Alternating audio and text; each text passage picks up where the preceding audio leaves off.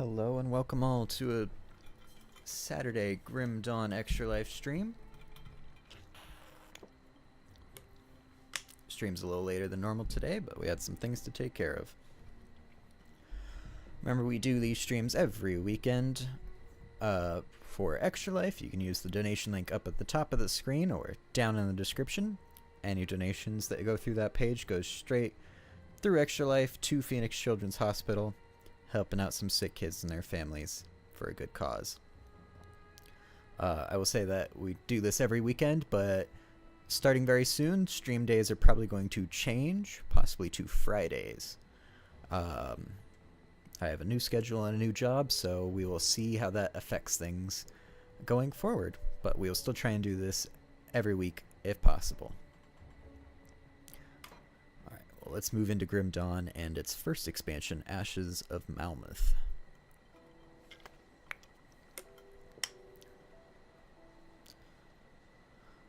Ooh, and we can see already an effect on the world with the expansion of this big corpse here showing up.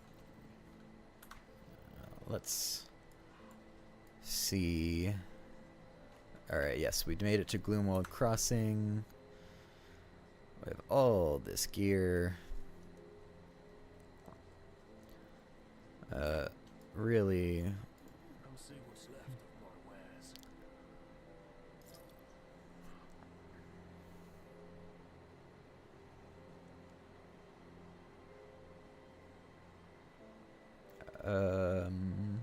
I see. This was the original one that I had.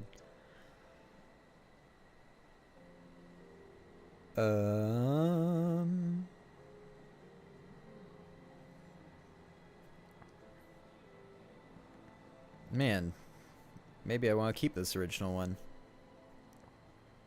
Well, first let's take care of the stuff that we know we want to get rid of.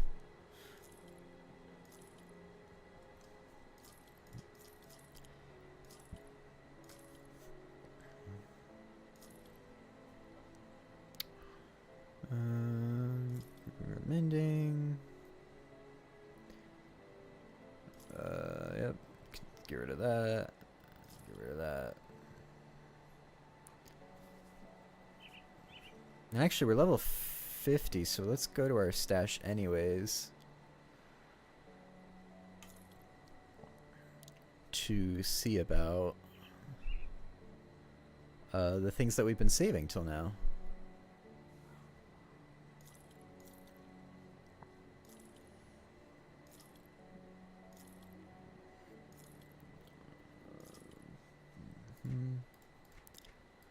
Okay. I believe these things we already have.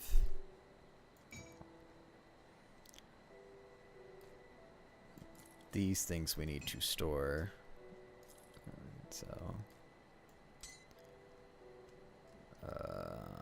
that we can sell. That we can sell. Okay, the rest of these are components. Here we go.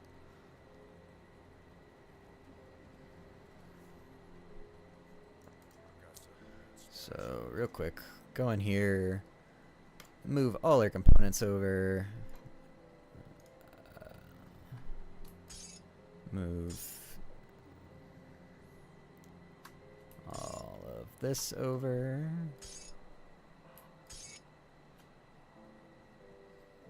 So wait, we need an ancient heart. Oh, we have one, okay.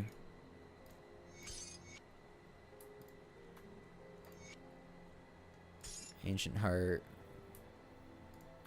Blood of Cathan. We do have one tainted brain matter.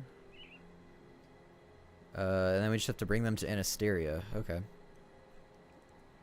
Who I believe is in Fort Aiken. So we can go handle that real quick. Where is... Actually, it might be here. Yeah, okay.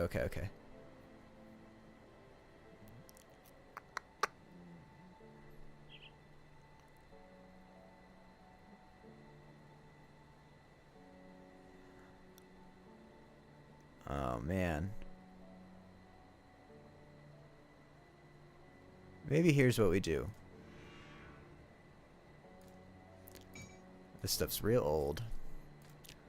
Let's try this double shield build for a little bit at least.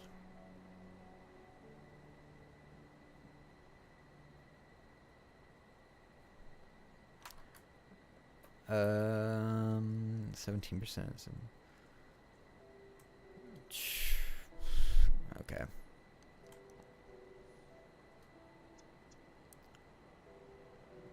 We're almost ready to put this on. We still have a couple more levels to go. I think just one more, right?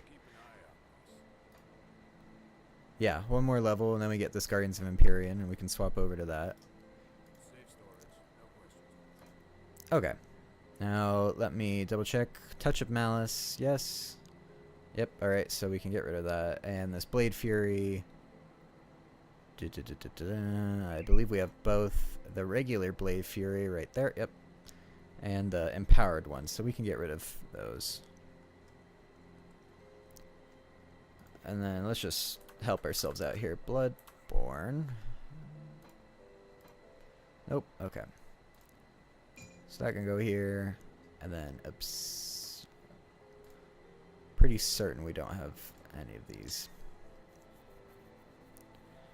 Okay, and the slugger.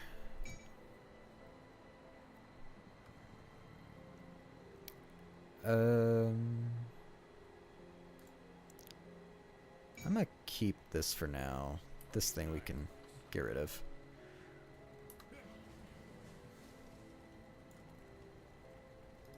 See anything you like? Iron well spent. I can't do that yet. Yeah, and I can't summon that one. I have a feeling we're gonna want to go back to the other set.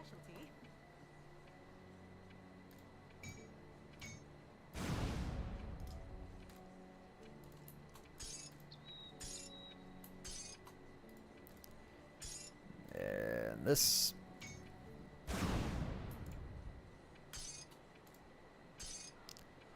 All right.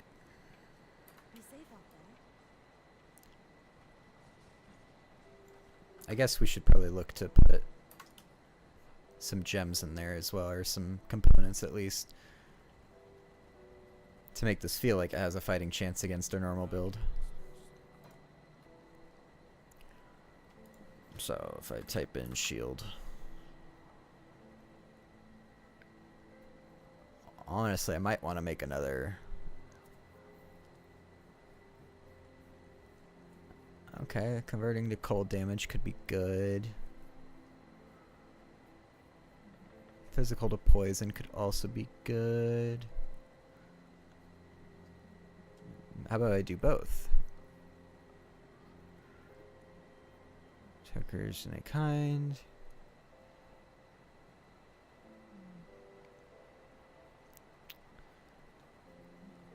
Okay, some of that. That's defensive. Cracked lodestone. Let's see, this gives. Nah. I think we're gonna put that there.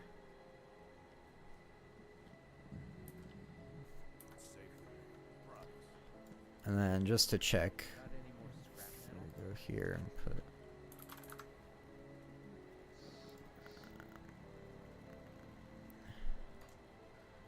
Let's see.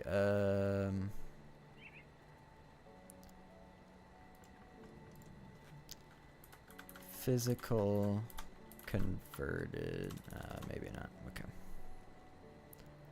Okay. Yeah. This will get us where we need to be at least. Mutagenic Ichor. Riftstone. What do you do?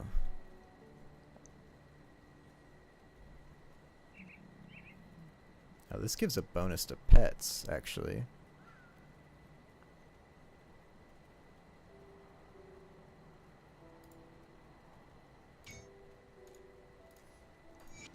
Sure, let's go with that.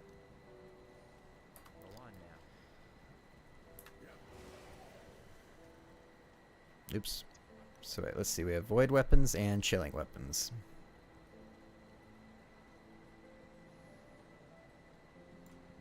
And we have spectral binding and presence of virtue. So we got a lot of things. Just doing pretty good.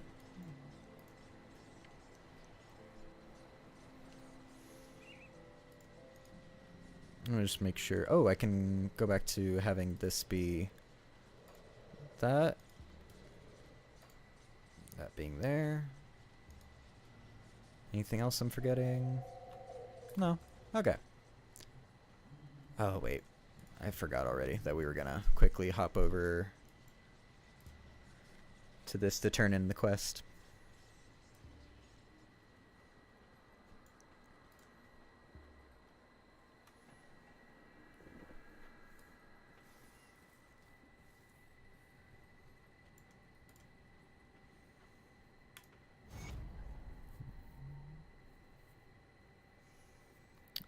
They should say, have you ever heard the tale of the great beast, Baranath? No, but I'd like to hear it. It is a legend as old as time, it seems, with countless retellings of different heroes and sometimes even different creatures. In each of them, a great hero tracks down a monster that's been tormenting local villages. The hunt takes the hero 10 long years through forgotten lands and to far-off shores, but always ends up atop a mountain where a Baranath is impaled upon a spear of bone. The beast plummets from the peak, and from its spilled blood were born the fiends and monsters we dread to this day. The details are muddled in folklore, but one fact remains constant. Baranath once lived. To have a piece of such ancient lineage could prove useful to my spell work. And I believe I know where one such spawn of Baranath dwells. The people of Burwich call it Kaliska the Bone Hunter. It hunts within the area called Eastmarsh, but makes a dwelling up in the crags. Track down this creature for me and slay it, then harvest one of its fangs and bring it to me.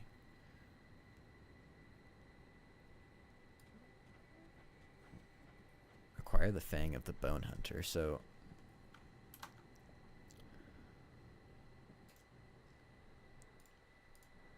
it said that Burwich is here. Okay, so it's over in Eastmarch over here. So let's actually go to the Warden Cellar Rift real quick. Hop out of the cellar.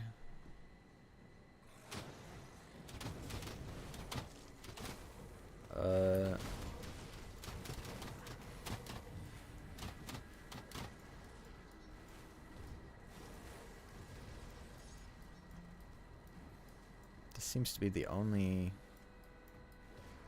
place that it could potentially be is off here. So let's, I guess, make our way there.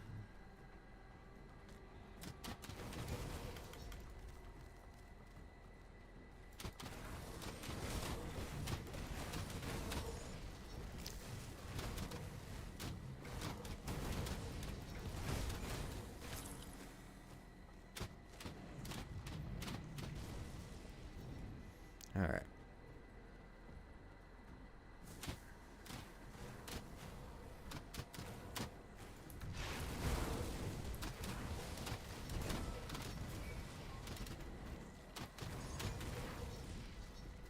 Got that shrine. Let's walk down here so we can get this totem, get some more XP. Just remember that we didn't actually put anything here. I actually don't remember what we needed. I think it's physique is what we need. Aw, man. No, okay, we still gonna get through. We're doing good. I need my figures on 2 and 6.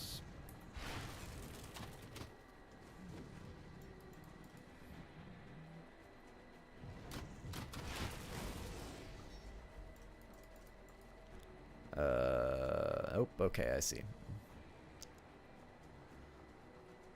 Weird maze.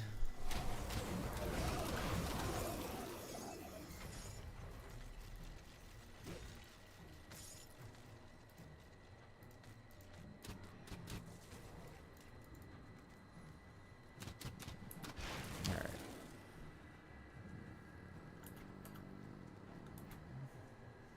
Whoa. Cool, and then what's Marrow Band? Oh.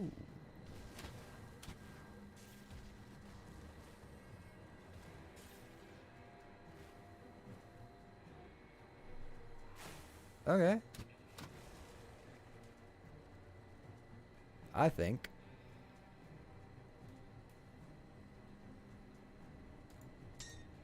Which one is it? Mighty Amethyst Ring of the Untamed? I assume that's this one. Yep.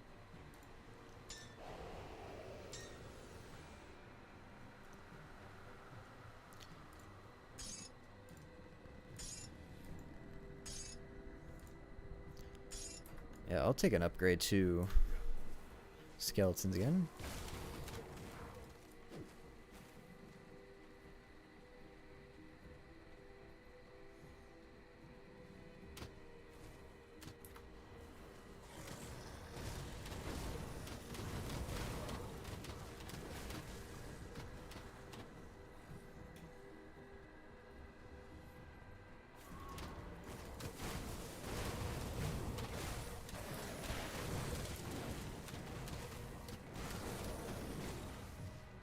Okay, this still isn't quite it. I need to go down south a little bit more.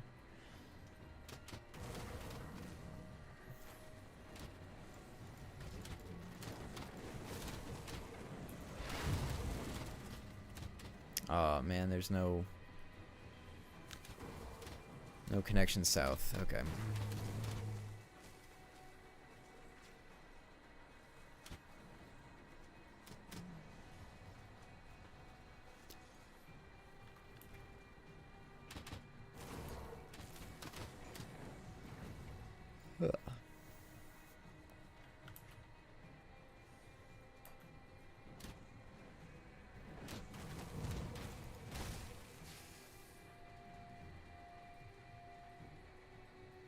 Here's the East Marsh. Okay. This was the correct way to go.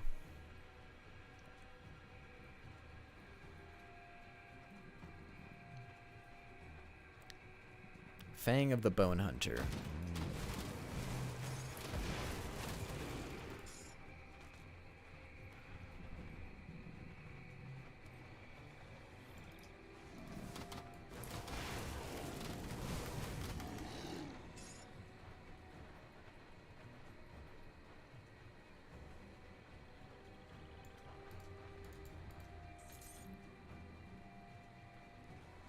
Hey, it's a Kyle. Welcome, Kyle. Yeah, we haven't gotten to talk much about it. But yeah, this game's sick. I'm just now starting the first expansion, the Ashes of Malmouth content. I say that, but I've technically been using one of my classes is from that expansion already that I have for this character, the Necromancer. But the actual story, quest content, and the area we're starting today at some point. I'm just doing a side quest right now for a faction. But yeah, this game's sick. It's very much like Diablo. You know, as I'm sure you're already aware.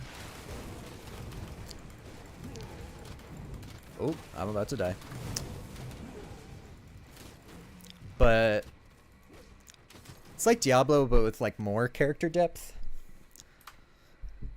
And a more interesting kind of gem socket, if we want to call it, system. Because in Diablo, it's and Path of Exile 1, Path of Exile 2 does this differently, but Diablo and Path of Exile 1, you know, have like socketed items that are like a rare find, and different items have a chance of a different amount of sockets, and you're trying to make either gem combinations or rune combinations in there to give you different effects and different bonuses and stuff.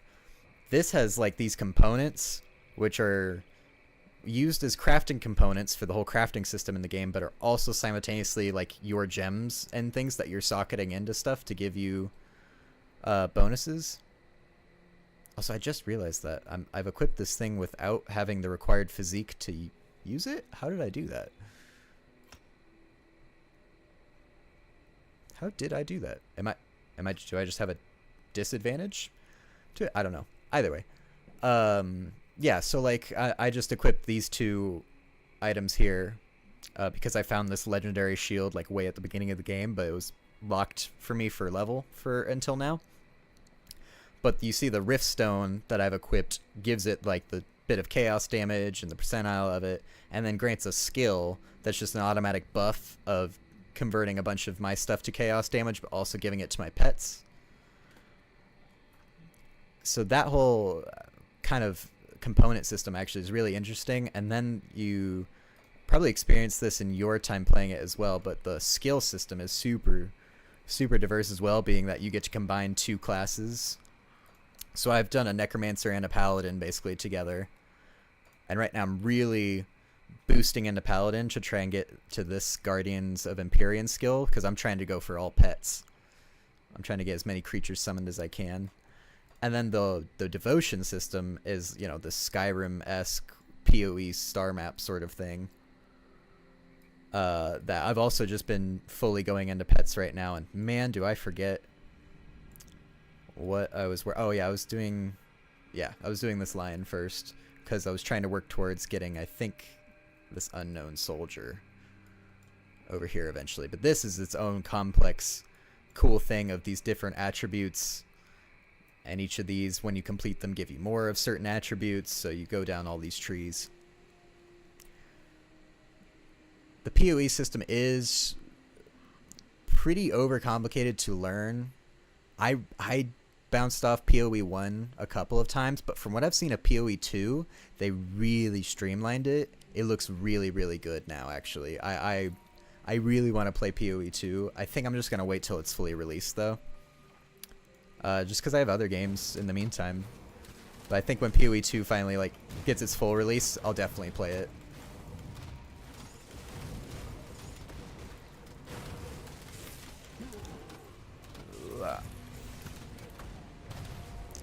Oof. I'm getting messed up.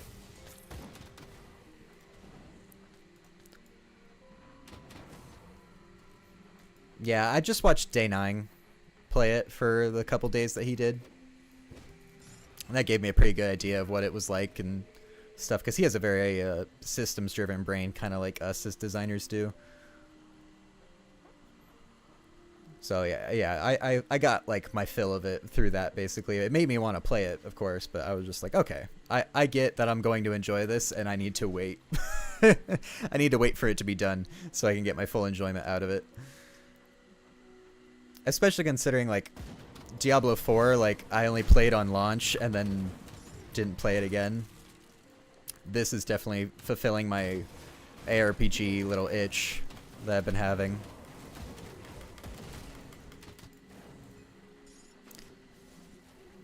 Yeah, for sure. I had him the other day while I was, like, I think when I was working on the Game Jam game, which should work in the browser now, actually. I believe I did fix that because I was able to play it on my phone. While I was working on that Game Jam game, I was watching him play The Blue Prince, which I had been hearing about. And that's a crazy game. That's a really cool little, like, puzzle roguelike.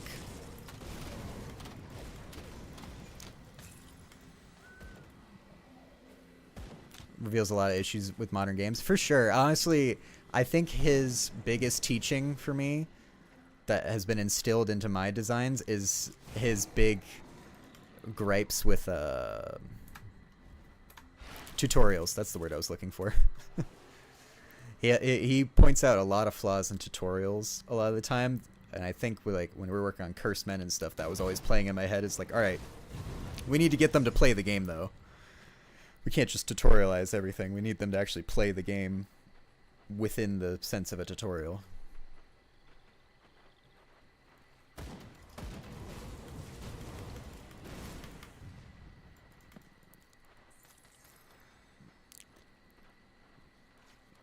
I would say the thing about this game that I think has grabbed me beyond the systems, because the system is cool, but like, it's ARG stuff, you know, like it's not the most unique thing. Like the 2-class system is cool, but like PoE kind of already does that in its way, in that you kind of craft your own class through skills. PoE 2 kind of goes away from it, that a little bit, but still is you know, still you're kind of crafting your playstyle in a more unique way. Unlike Diablo, where you're pretty locked into what you can do with basically like 3, maybe 4 subclasses that you can kind of go down. But the world in this, like the whole narrative and the world building that they do in this is actually really, really interesting. Why can't I... Okay, yeah, so I can't... I technically have this equipped, but it's not working because I don't have the amount of physique. So I can't use this skill that requires a shield because I believe this is saying I just don't have this equipped. Yeah, I'm not even getting the bonus. I'm not even getting the bonus from the cold stone here. Okay. Noted. So now we know. I can't use this right now. So let's switch back to this set. I like having multiple weapon sets, you know, very Diablo 2. I don't feel like I use that system in really 3 or 4 very much. My problem with it in this one is that they have it set up so that if you have gear that's giving you pluses to skills, when you swap over to your other gear set, since you don't get those pluses to those skills, it just kills them. So since I have pluses to skeletons on this weapon set, when I flip to the other one, all my skeletons just disappear. So it's like I can't really flick between them in combat. The roguelike bones to new genres. There's tons of untapped potential. Yeah, for sure. For sure. I think roguelike stuff is still doing good. Honestly, I've been listening to my podcast more lately, and they just got their... I'm just now in their 2018 episodes, and they started talking about Into the Breach by the makers of FTL. And, man, I've never played that game, but it really made me want to. I always heard it was good. I just never got around to playing it, even though I own it. I got it, like, free from Epic forever ago now, I bet, at this point. Yeah, I'm really itching to play Into the Breach. I actually just started playing Sifu the other day, just kind of on a whim, which has a lot of roguelike elements in it, but very roguelike, not roguelite, because it's very brutal.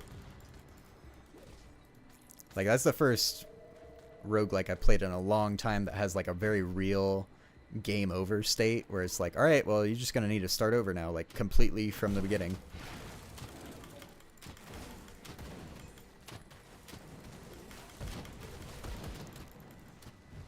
Technically, there's a system in there that I haven't fully understood yet, but I haven't played it for that long either. Only like 2 hours, maybe. Where you can carry stuff over between runs, but I think you have to spend a lot of experience points to do it. And I'm gonna figure it out probably on my next run. I think I'm gonna just experiment.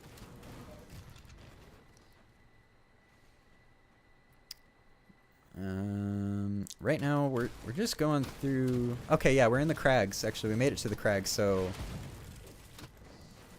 we're in the right area for this monster we're supposed to be hunting. Question is just, can we actually come across it? I don't know if you also do this playing ARPGs, but I always catch myself not looking at all the beautiful, amazing world that all the artists and designers have worked so hard on crafting. I'm just looking up here at this map and watching where I'm going up here. And I feel bad sometimes. I'm like, because clearly a lot of love and hard work went into this.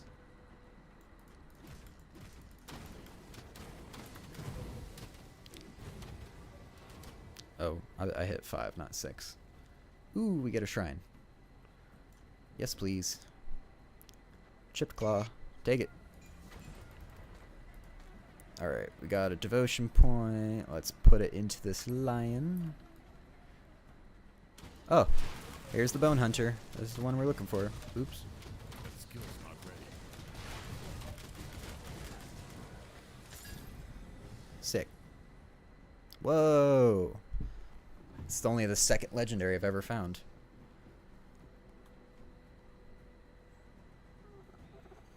Nah, man, you're good. The venom infused with it breaks the rotten bile. Physical to acid damage is pretty good. Ooh, +2 to avenging shields. Alright, wait. I gotta go pull up the wiki now. Because it says I have the skill Avenging Shield, but it doesn't. Oops. Wiki. But I'm assuming that's an Oath Keeper skill. What was it? Avenging Shield.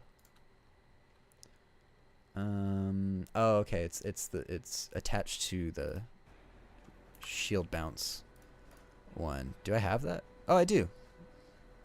Awesome. Oh yeah, that's the one that gives me more bounces. Okay. I like that. This could be good. This could be a good...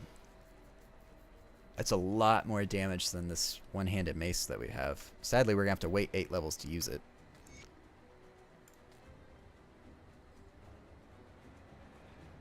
Is this Presence of Virtue? Ooh, okay, so this gives me bonuses to my aura. That could also be good. Still can't use it, though.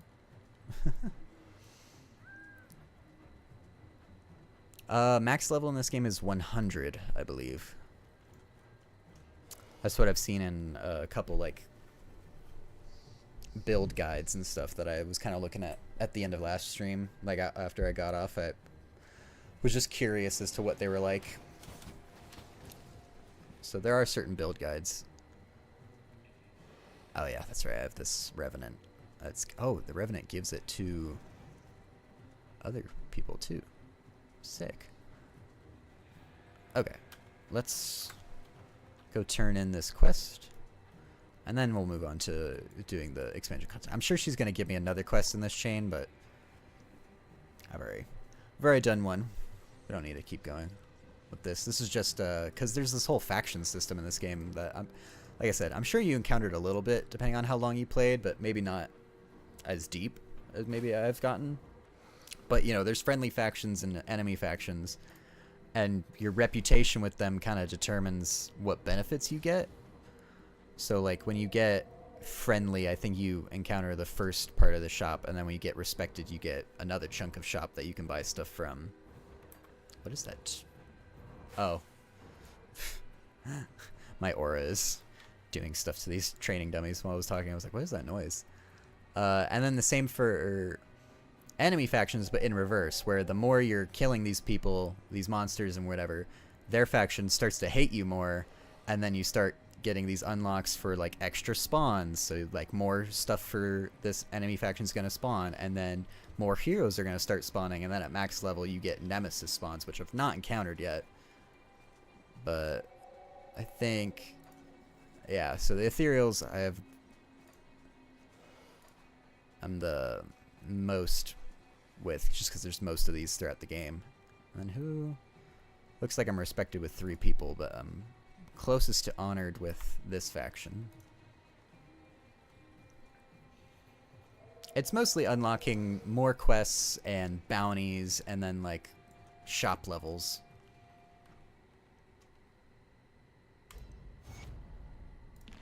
A creature has felled must have been quite formidable to be armed with such a fang. Perhaps you'd be willing to help this old crone once more. What do you need? It is believed that the Arcovians had access to powerful divination magic, but the technique became lost when their civilization succumbed to the necromancer's curse. I believe that we could recover this practice with the right information. A tome known as the Archive of Fates, untold, is in the possession of an Arcovian named the Shade of Elnidrin? Yeah, okay, Elnidrin.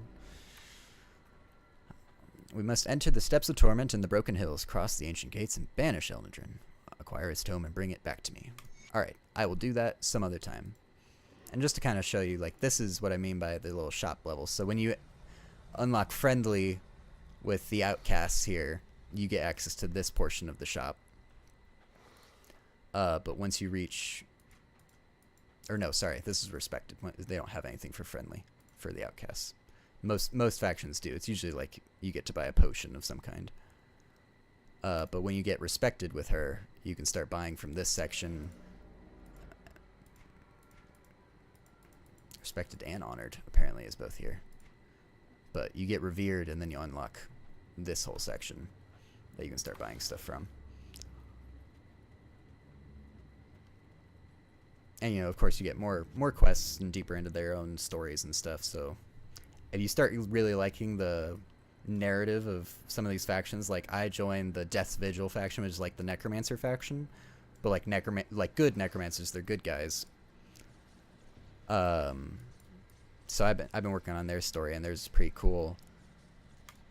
The more interesting part of it is they give you a choice at one point in the story where it's either, all right, you align yourself with the necromancers or you align yourselves with the paladins.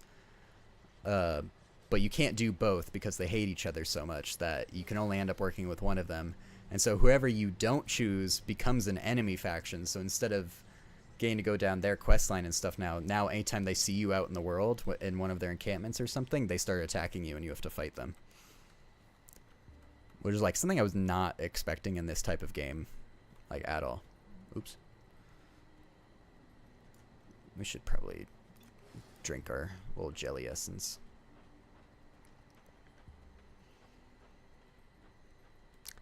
Yeah, I mean, you have the game, so like if you're ever looking for something to play for a bit, you know, I think this is a worthwhile investment to at least play for a jaunt, maybe through the first couple acts or so. And if the game hasn't kind of grabbed you with its story or anything from then, it's going to be that just over and over, honestly. It's not like it gets that much deeper, because by level 10 you unlock your second class. And so if you're not taken by that at that point, or like want to find out more in the story, then you just kind of like go play something else. But I've been enjoying the story so far, and I've been really liking getting to play a Necromancer Paladin, because those are like my two favorite classes in an ARPG. So the fact that I get to play both at the same time is really fun for me. Because, you know, and also like they kind of thought that people were going to do this, and I could tell they think this because these little green gem additions to your main skills, because these squares are like main activated skills, and then circles are like passives, either on top of it or on top of just yourself. I shouldn't say they're all main active skills, but they're like core skills, we'll call them, because this is a passive. But these little green gems are augments that change how the whole line works all of a sudden. So this Righteous Fervor is basically like Zeal in Diablo 2, where like you hit stuff, and the more you hit stuff, you start building up charges of it, and you start attacking faster and dealing more damage. But you can get this little green gem called Dreeg's Reproach, which changes everything in here that is physical damage and vitality damage into physical damage and fire damage into acid damage and vitality damage, because now you're become tainted by Dark Whispers, so you're like an Oathbreaker Paladin. And then the same with this shield throw ability, it's the same deal, where it's like convert everything to acid damage. So they kind of could tell that people were gonna... Oh, and you can do the same thing with this over here. People were gonna be like, oh, what if I can play an evil Paladin? Because you can. Actually, yeah, so yeah, not many have the deep faction system. Yeah, it's... Again, wasn't expecting it. It's pretty cool. You can interact with it, or you don't have to. It kind of just automatically goes as you're just doing things. So if you don't care for it, it's still just going to happen, but it doesn't really affect you one way or the other. And for it being 10 years old, they're literally coming out with a third expansion this year. There's a third Grim Dawn expansion coming out later this year. So maybe by the time I've completed both the current expansions, the third one will be out. It looks like it's going to be some kind of snowy expansion based on the cover art that I've seen. But I know nothing more than that, it's just coming out in 2025.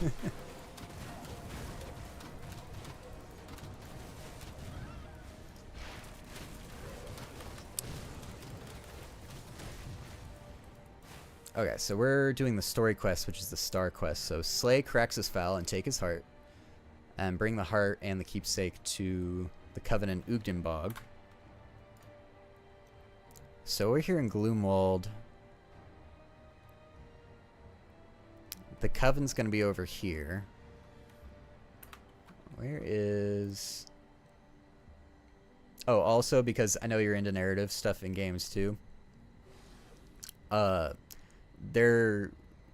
They do narrative in effectively the same like Elder Scrolls does it, where it's you know, you find books and journals and stuff throughout the world. They do it a little bit better because only in some books in Elder Scrolls games do you get experience points, and really you kind of just search for those ones unless you're actually really deep into the lore for Elder Scrolls and want to learn more.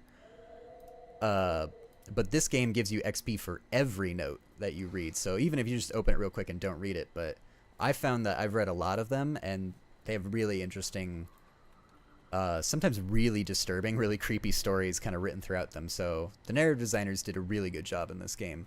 And the fact that they give you literally a very tangible reward of experience points every time you go for one makes you seek them out too.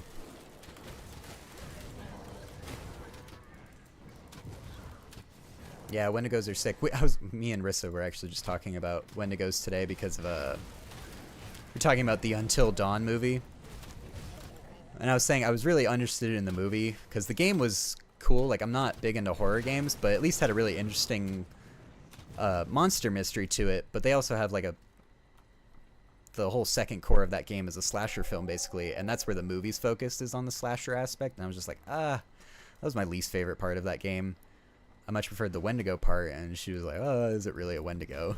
I was like, no, I mean, they kind of use Wendigo stories as an inspiration for it and call it a Wendigo, so it's a variation of one, we can call it, but I get that it doesn't look like a true Wendigo because it doesn't have the denoting visuals of it.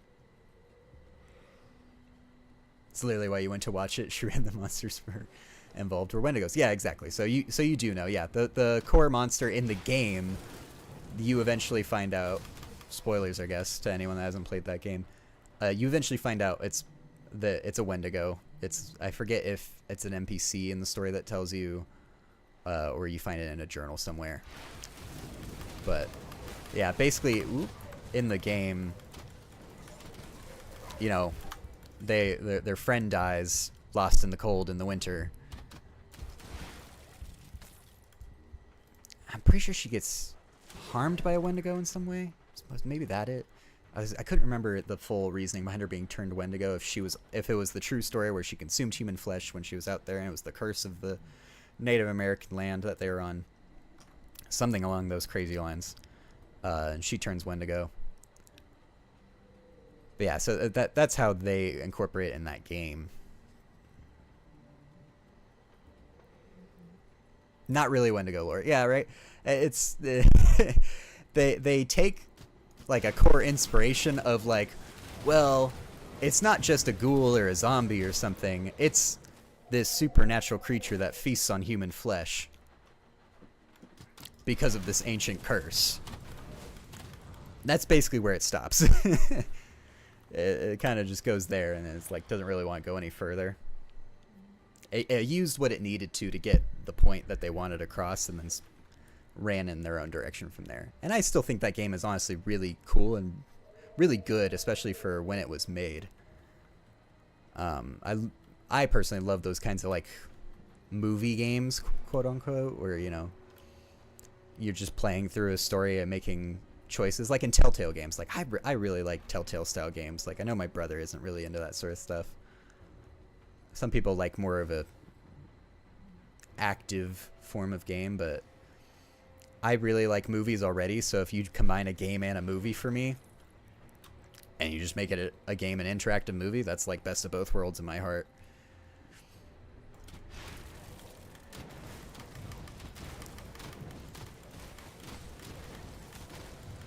Also, something to note about me is I am the type of ARPG player that explores every inch of the map.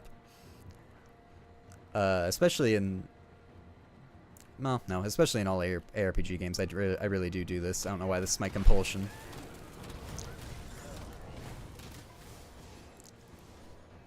There's the key I need. But this is an ARPG that has set maps. Like, because you played Diablo 4, and you know Diablo 4 isn't The maps are not randomized except for the dungeons. The dungeons, I'm pretty sure, as I remember, are randomly generated, but the world map is set in stone. This, I think, every level, every world is totally set. You don't, it doesn't change ever. So exploring all of it's really useful, so that way you can find any and all shrines and totems and things around the world. Yeah, Obscure, have you heard of it? I feel like I do know that game, Obscure. I can't think of what it is right now. Like, I can't picture the game in my head, but the name sounds super familiar.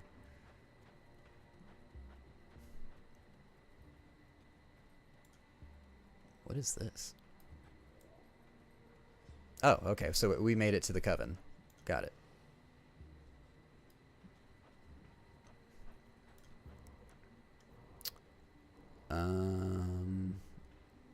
Coven goods.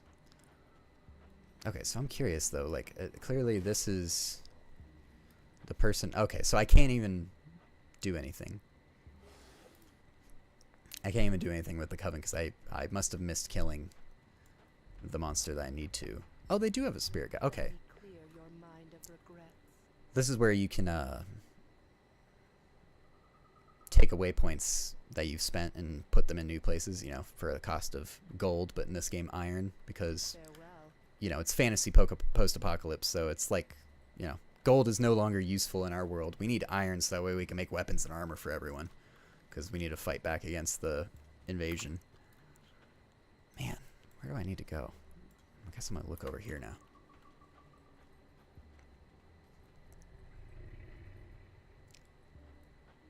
Yeah, I had similar feelings about Diablo 4. I like the story and the campaign in Diablo 4 admittedly a lot more than Diablo 3.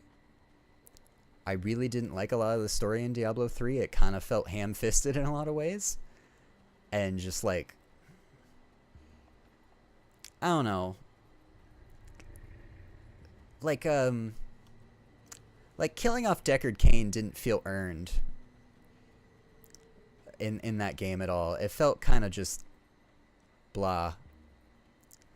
Like, I was just kind of mad that the writers did it, not mad at the characters for killing it. Like, it didn't feel like there was enough reason for it to be happening, and like, yeah, there was a bunch of problems. But also, on the other hand, I only played through the Diablo 4 campaign once, and really enjoyed it. Like I said, I really actually enjoyed the story that they had to tell for that. That was much more interesting. But I played through the Diablo 3 campaign like 6 times, maybe more. Because I played through with almost every class. How can I get to where I need to go? Okay.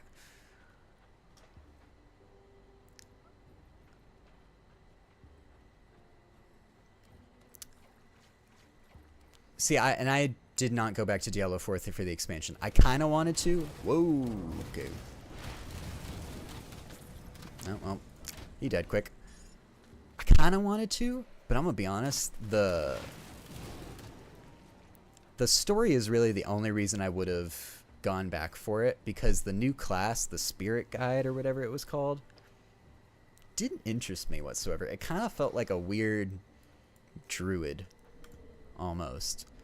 I was just like, it didn't pull me.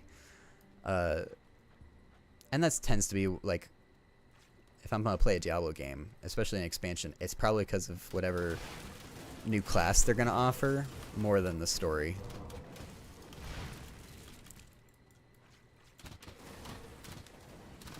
Yeah, right? It was kind of just a shock value moment with killing Deckard. It did not feel good. I kind of was just like, yeah. And then, God, what was her name?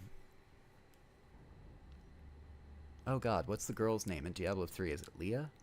That doesn't feel right.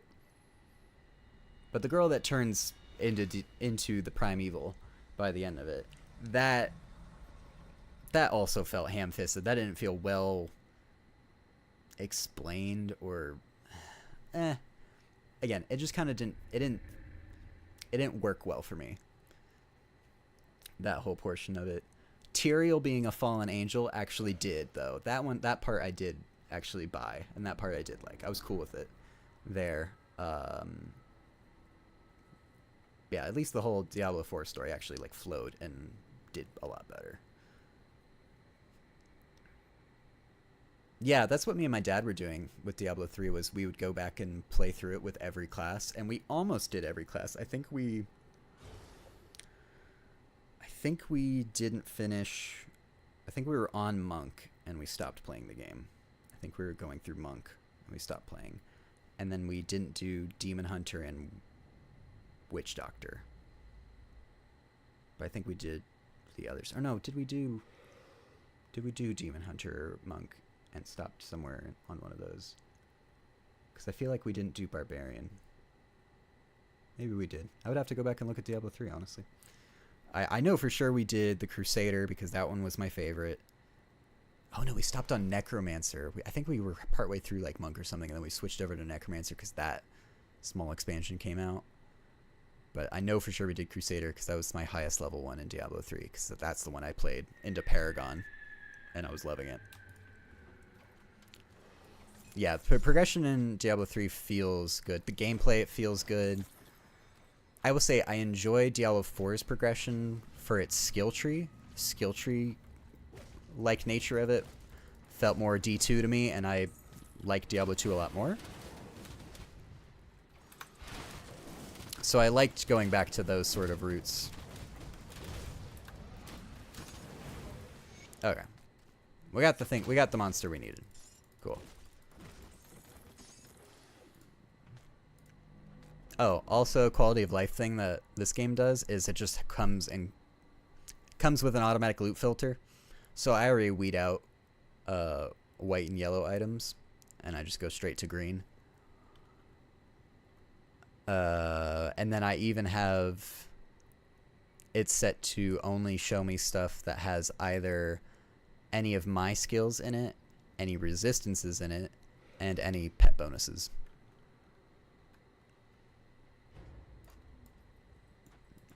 Because that's the stuff I kind of care about for my build.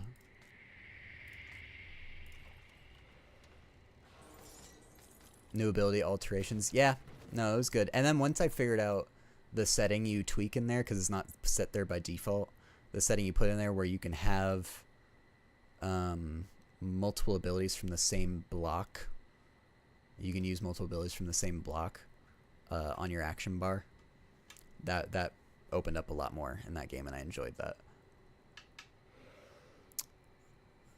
Oh, and then just playing adventure mode rifts to Ding 70 in like 5 minutes.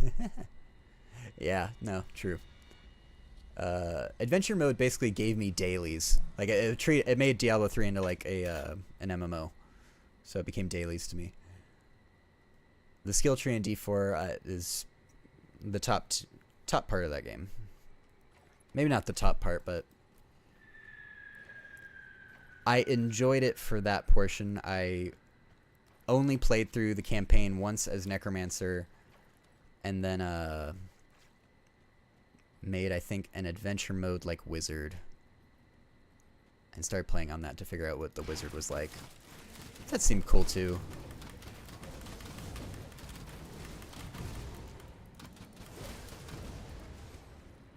Is the pet in Torchlight that runs back to town to sell your junk. Oh my god. The Fate games did that too. If you ever played those were like a Windows Store exclusive or something that me and my dad used to play.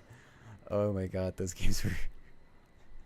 They're such like B-tier Diablo clones, but they were so much fun for some reason for us. But they had the same deal where you had a pet. And yeah, that's a great quality of life feature. Honestly, before I played this game, I was planning on playing Torchlight and Torchlight 2. But then I was like, oh, I've actually played those games a little bit. I've never played Grim Dawn. Let's try out something I've never touched before. And as I was reading about it, I saw the dual class system. I was like, okay, no, this is cool. I should play this game.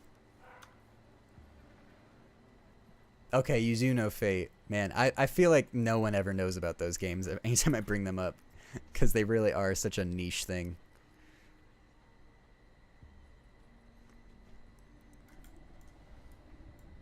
Nah, I don't need a fast travel. It's fine. Do I have all my pets up? Everyone's good.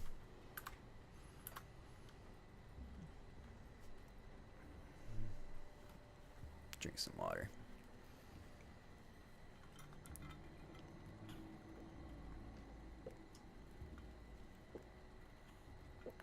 Yeah, those Fate games, as I remember it, were very much more like Diablo 1 because it was like straight dungeon crawls. Like, you're going to go into this dungeon, you're going to go down floors until you get down to deeper floors. Yeah, I kind of...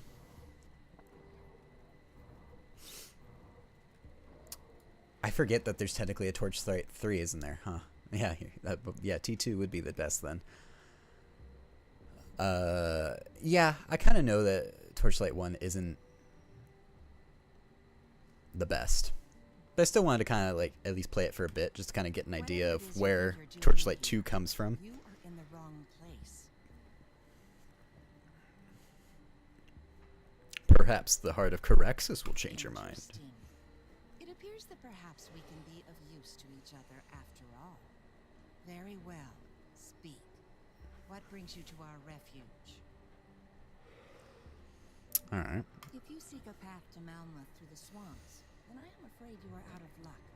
The roads have all but collapsed, and even if you should somehow find your way out of the bog, the land beyond has been consumed by aether fire. Ancient passageways exist that could take you north. They are not of this realm, and you will not like where they lead. Now, this friend of yours, what happened?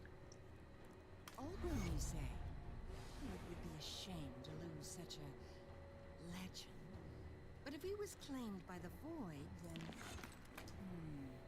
perhaps this gives me an idea that will solve both your predicaments. But if we are to help with this, then I must ask for something more in return.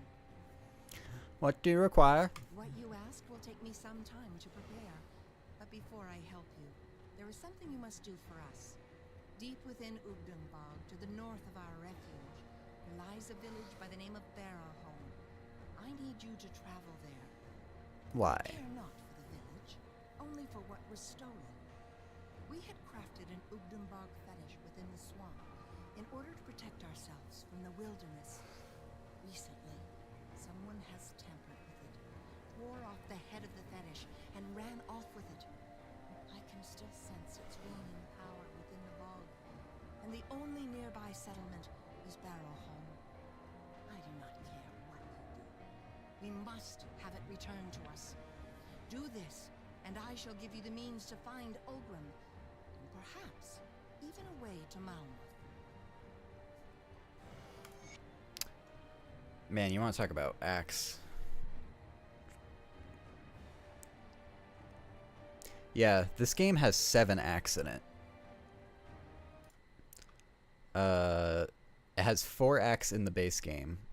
And then Act 5 and Act 6 are in the Ashes of Malmouth expansion, and Act 7 is in the Forgotten Gods expansion. So, who knows if the next expansion that's coming out this year is going to come out with even more acts. But, yeah, 7 acts. And I will say the 4 acts that are in the base game are long. They are quite long. So this game has got content for sure. What can you do for me? Oh, you can just talk. Out of curiosity. Alright, when I get friendly with you, what are your potions that you give me?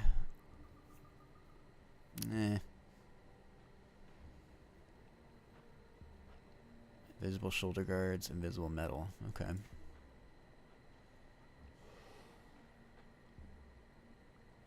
Bonus to pets. Spectral Wrath. Consecration. Okay, still not... Ooh, Ray Skeleton Shoulders, though. That's what I'm looking for. And Blight Fiend. Okay.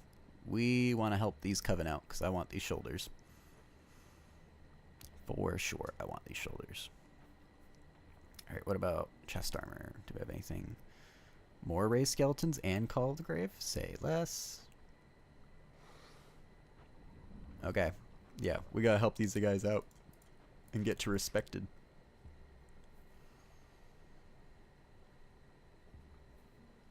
See you around.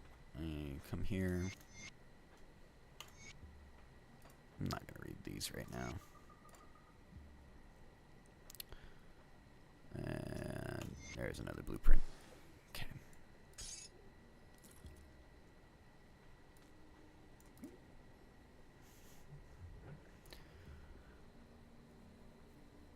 Okay. Offhand, not made for me.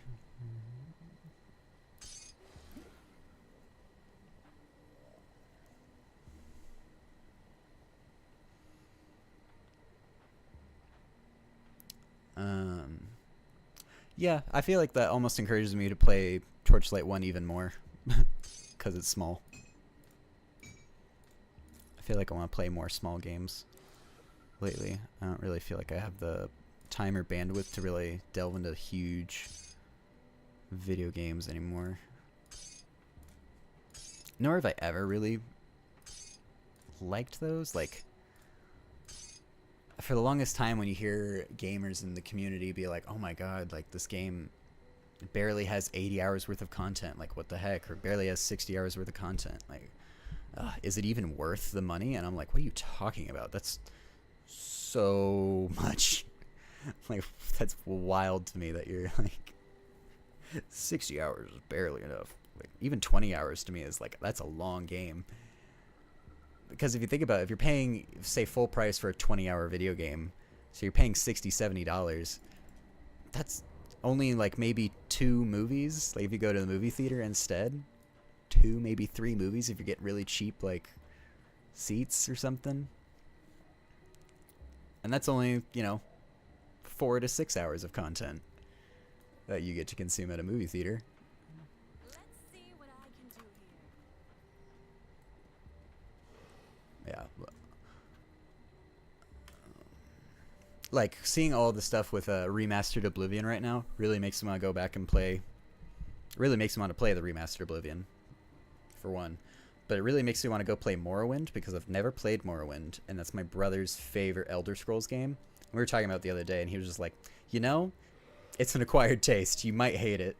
And I was like, well, now I want to try it even more, because now I want to see if I can see what you see in this game, because it's his favorite game of all time. I'm like, I want to know why you think that.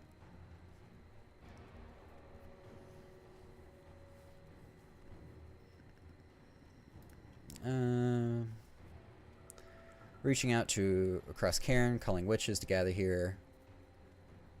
Most of those in Malostria was able to commune with have arrived, except for a few stragglers. If you find yourself out in Ugnbog, please look around. Okay, so find people while we're out there. I feel certain responsibility for their well-being, but I cannot simply leave the refuge. Yep. I'm actually going to look around the camp a little bit more to see if anyone else has side quests, because since we want to up our reputation with them, we got to keep doing side quests. I have some reservations regarding my unusual state of mind. Oh, that's right, because I'm a possessed person, or I was a possessed person. My sisters will breathe easier knowing that you are willing to see past our craft. Do not worry, I will not speak of your origins to the others. They endure prejudice in the Empire. They are not entirely free of it themselves. How'd you make it to the blood? Okay.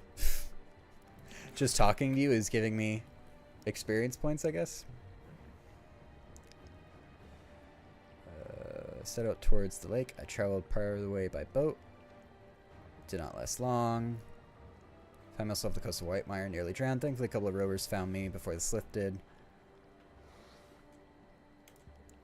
Yes, she's a powerful psychic and nearly burnt at the stake herself for her ability to tap into the ether. Magnified by the powers of the other wishes, Malostria called out to anyone with gift who might hear. So are witches in this world psychics? Is that what I'm getting from this? That's kind of cool. We're going to dub people, anyone with psychic powers, a witch and try and burn them. That's kind of a cool idea.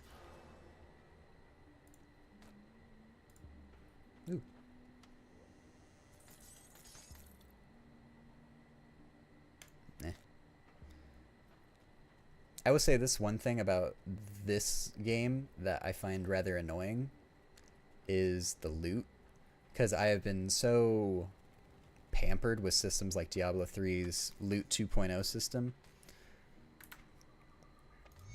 where it crafts, you know, like it gives you loot for your character. It doesn't drop loot for, you know, the Witch Doctor when you play a barbarian anymore, like it did on launch. This game still does that, though. It drops tons of stuff that you cannot, like, does nothing for you, and that I find to be a bit annoying at times. No questions asked.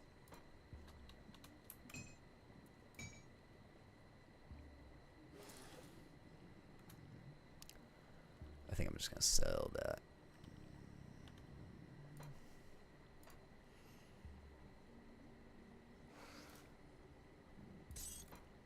Yeah, sure.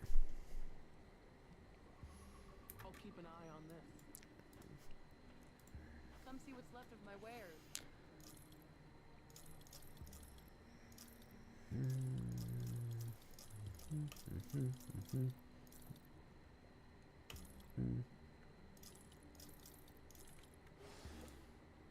See you around. I should just put that potion in here too. Stash safe.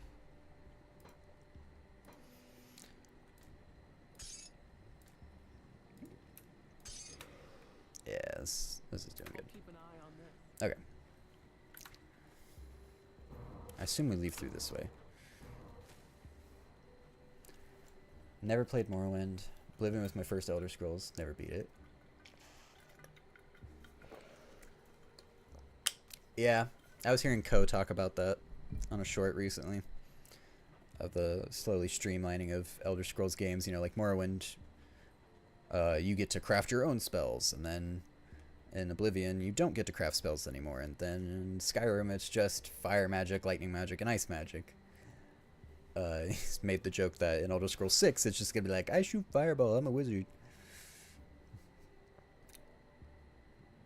Bad for the hardcores who enjoyed making their own spells or caring about faction balances. Yeah, you know, if we want to talk about complex Elder Scrolls games though, have you seen, is it Strife? Is that the creator that I'm thinking of? I think he's like an MMO creator or something. But he has like a viral video out showing the vastness of Elder Scrolls 2 Daggerfall, which I believe Daggerfall is free. Ooh. Free, or at least it was free for a time on Steam. And holy crap, that game is big. And it makes, and I know I have it on Steam somewhere, and I'm tempted to go play it just to experience how huge it is, but I know that it's going to be really icky to play too, because it's very, very old.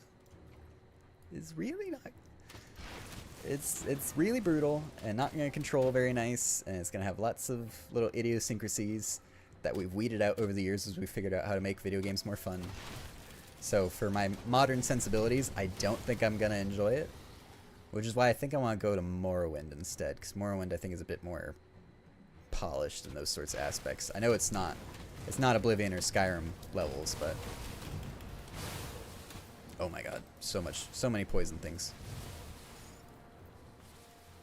So much stuff exploding. But we leveled up, which means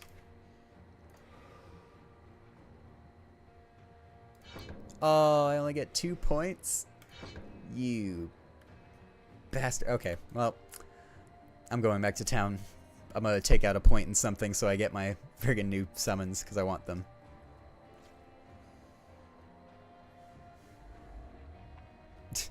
That's annoying.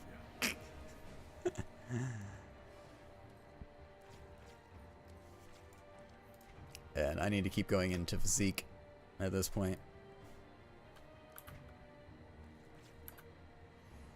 This is kind of a cool area, though, like these huge wrecked statues sunk in this swamp.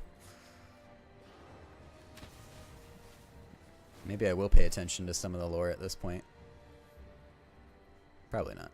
Just not in the mood today. There you are. Spirit Guide. Spirit Guide. I sense turmoil within you. What can I take a point out of?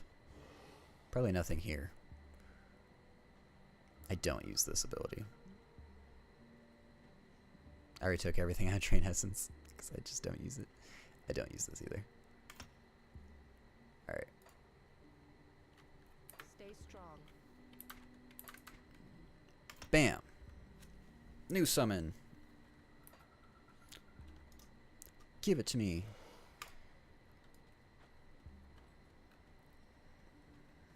And actually, this is what we're gonna do. We're gonna go over here, go to our stash. Don't need to wear that yet. But this, we're gonna swap over here. We're not gonna equip this stuff yet because I still can't use the Lich Guard shield. We're gonna use this big two-handed hammer. I'll keep an eye on this. Okay. So we can have 8 skeletons. I think we can have 4 of these Guardians of Empyrean. We don't get this Revenant anymore because we don't have that offhand. Oops. And we have our Blight Fiend. I saw you playing Death Must Die on Steam recently. Loot sharing across 7 characters at once, each a different class. Oh, that's cool.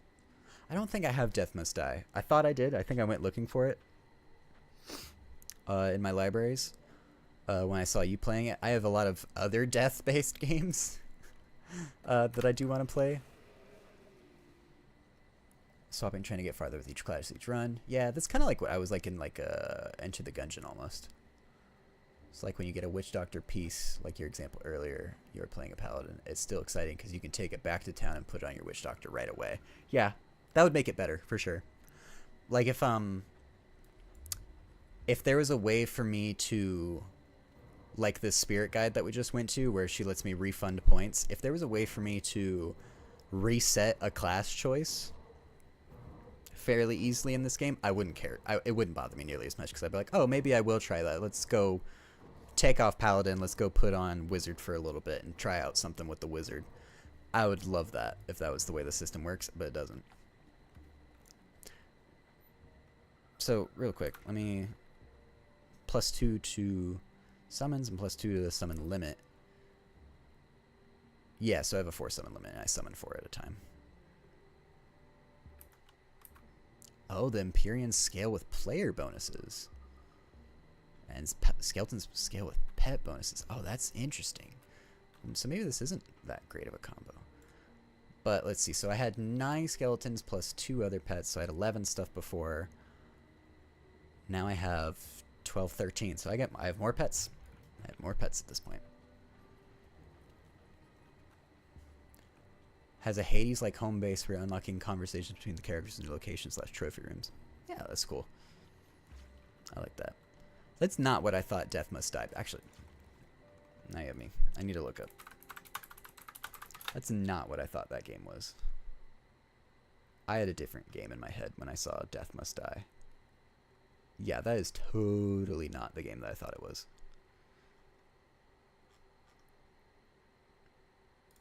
I thought Death Must Die was that one where you play as Death, but it's like a Hollow Knight, Metroidvanias type game. I have no clue what that's called. Since this is two-handed, I might as well put Bone Harvest on this one. Oh, wait.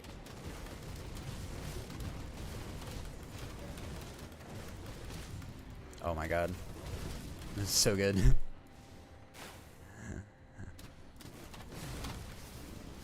I actually deal damage when I hit stuff now. I'm enjoying this. What's interesting to me is these... So wait, do these Guardians of Empyrean not have health bars? Do they not take damage? That's insane if that's the case.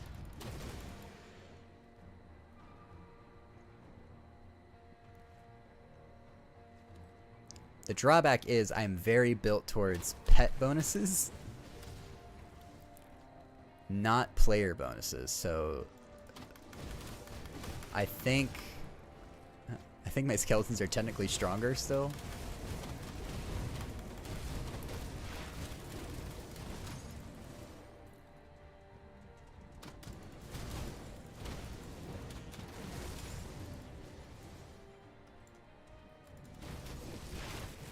Oh yeah, I don't have to have my finger on that key. I just have to have my finger on the 6 key.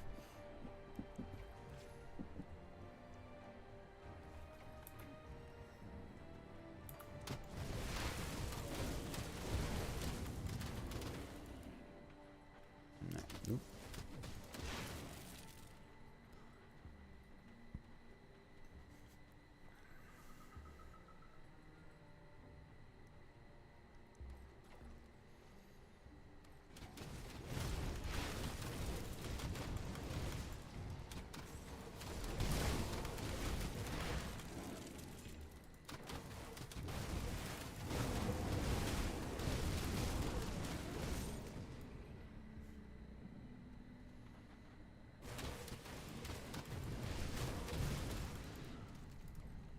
So, actually, so now that I have this,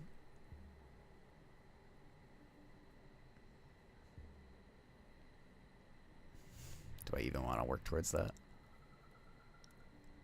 I kind of do. Because if I'm not, then I'm going to be working towards Master of Death over here for even more pet bonus. Or Reap Spirit, which gives me another pet. Grr.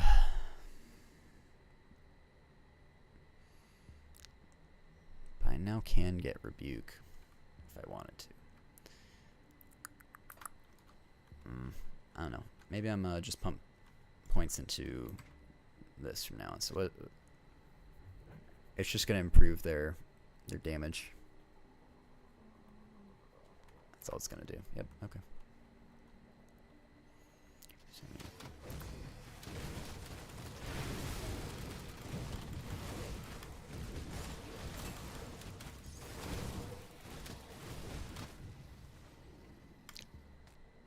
I would say something similar in this game to Diablo 3 is one of the abilities elite enemies can spawn with cause them to like leave a a damaging field on the ground or like explode. And in Diablo 3, those are really the only scary things that could happen to you, especially if there was actually the one non-scary one of being frozen in place, but also something exploding next to you when you're frozen in place so you can't dodge it. Those would be the things that would kill me in Diablo. It's the same here. Like, those are the scariest things where it's like, oh, I didn't even realize I'm standing in 3 damaging fields at once and my health is just draining. Have you come to pay your respects, mortal? Interesting. Avadar of Mogdragon. Who is the god of trees? Will you raise yourself above your ilk and bring peace to this region? What do you ask of me? My attention turned elsewhere. I must turn to another to cleanse a once sacred place. I hope that you're capable of the task. The savage wilderness of the ancient grove is dear to me, but with the recent calamity has become corrupted by the very forces you battle against. Ethereal and chthonic taint now threatens to overwhelm the fragile ecosystem within and spill forth into the surrounding environment. Deep within the grove, in the heart of the forest, a once proud guardian has fallen to the infestation. Should you escape the confines of the grove, it could wreak unimaginable destruction upon your people. Though it pains me to say it, it falls to you to enter the grove and dispatch this once magnificent creature. Okay. Oh, is this a skeleton key dungeon? Or is that just a reward? Have a nice death. Maybe, is that it? Have a nice death. Yep. Yep, that's the one I was thinking of.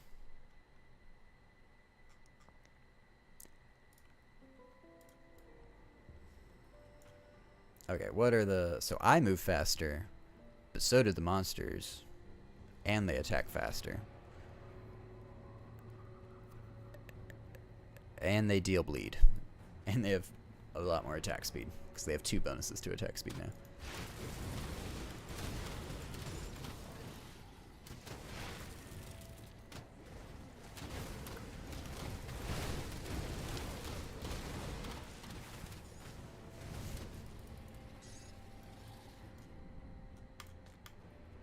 quest item.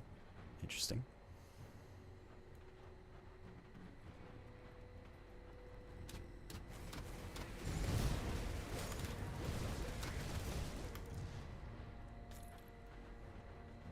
Yeah, have a nice death.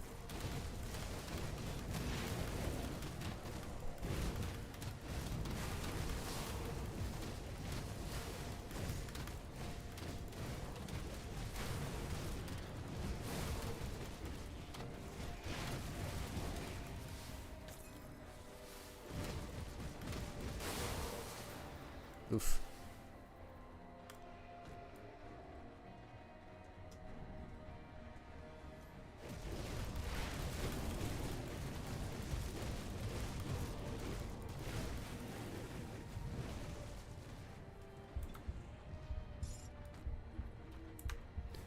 Yeah, it looks like my Guardians of Empyrean really, they just stick around. They don't have a health bar. That's really awesome.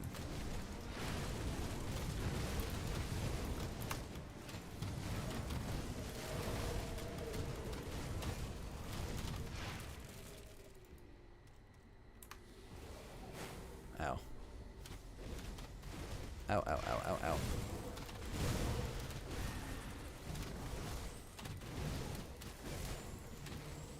Do I have the Basemiel's command? No, I have Twin Fangs on here.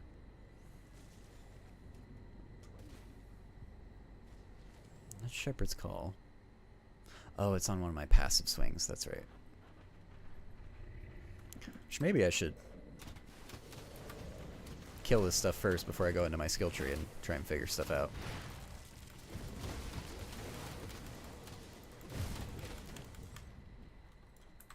Okay. Devotion. Basemiel's command is here. And it's bound to Reaping Strike.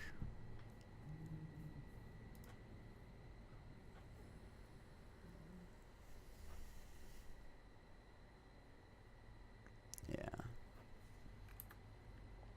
Okay, that is still the best place for it to be.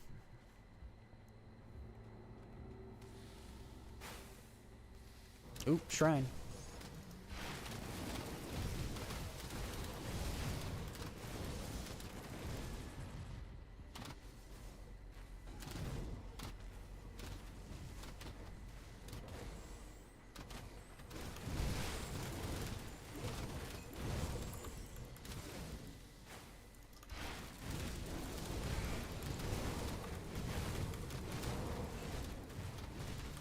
Aw, man.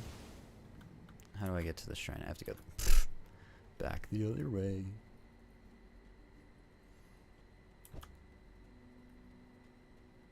That skill's not ready.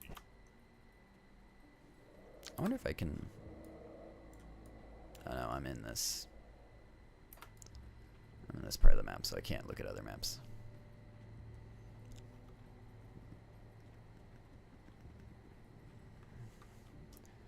I was gonna say that there's only one other gripe I have in this game. It's a level design one. If I see it, if I encounter it, I'll point it out again. But I'd be curious to your take on it, Kyle, considering your work in level design.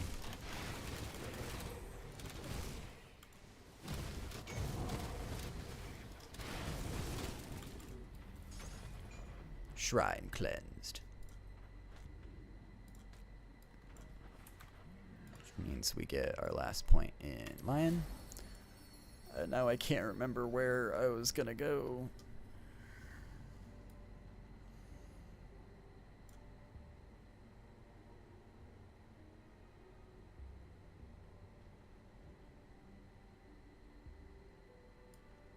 I think I was gonna go up to these, wasn't I?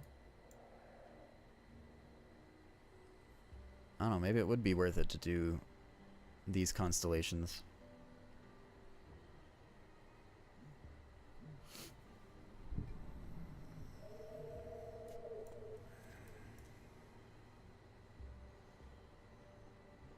It's either like, you know, do these ones or I think I'm gonna have to go and do these ones anyways, right? Like what's What's yellow ones? Because I need 8. I'm gonna figure this out later. Oh, hi, Paige.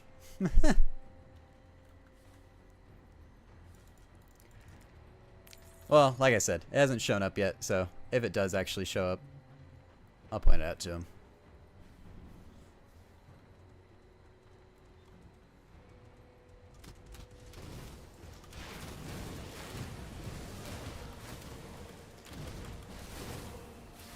Don't die. Don't die. Lots of poison happening, but don't die.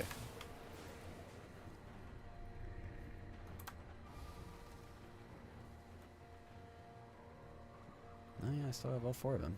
That's crazy.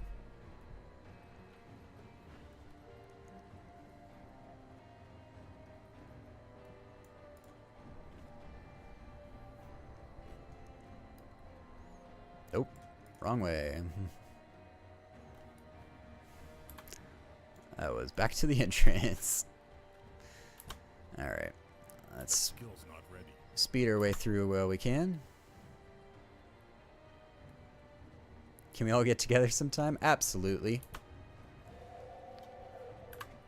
Me and my partner have also talked about doing a double date with you two. Will definitely be easier to pull off in the summer for her, as she's a middle school teacher. So hopefully we'll be able to do that sometime in the summer. And I just landed a new job, so I'm hoping the schedule will be consistent enough that I can plan around it as well.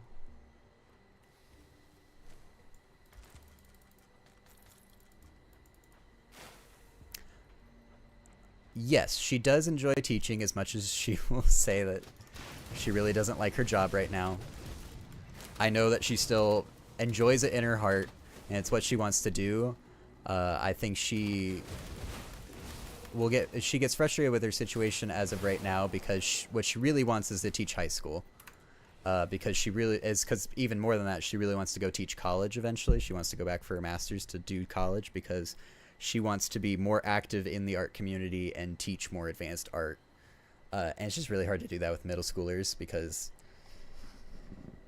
I think we both, when she started teaching at the middle school, we both in our minds thought middle schoolers were more mature and developed than they actually are. So like we thought like, oh, well, maybe middle schoolers can't do this sort of art project, but you know, they're still good. And it's because of her experience before in teaching at a K through 8 school. The middle schoolers were the best behaved there. So maybe it's a generational thing. Like we were trying to figure out, is this the generation that, you know, had their really strong developmental years where they were stuck at home during COVID, so they didn't get that social interaction to build those proper kind of social and empathetic skills you need for, you know, interaction as a human being, and especially in a school setting. So that might have been a part of it, but maybe it's just, you know, the way the world is and the technology in place and how those kids have developed, and this is just who they've become in this sort of way. It leads to a lot of very frustrating situations where like you'd think these kids would be smart enough and kind enough to not do certain actions, but of course we find out not so much. But getting a high school art position, little hard, but hopefully in the next year or two one will show up in one of the new schools being built. Oh, wait, did that do that quest? No, we have to this is the Ancient Grove. Okay.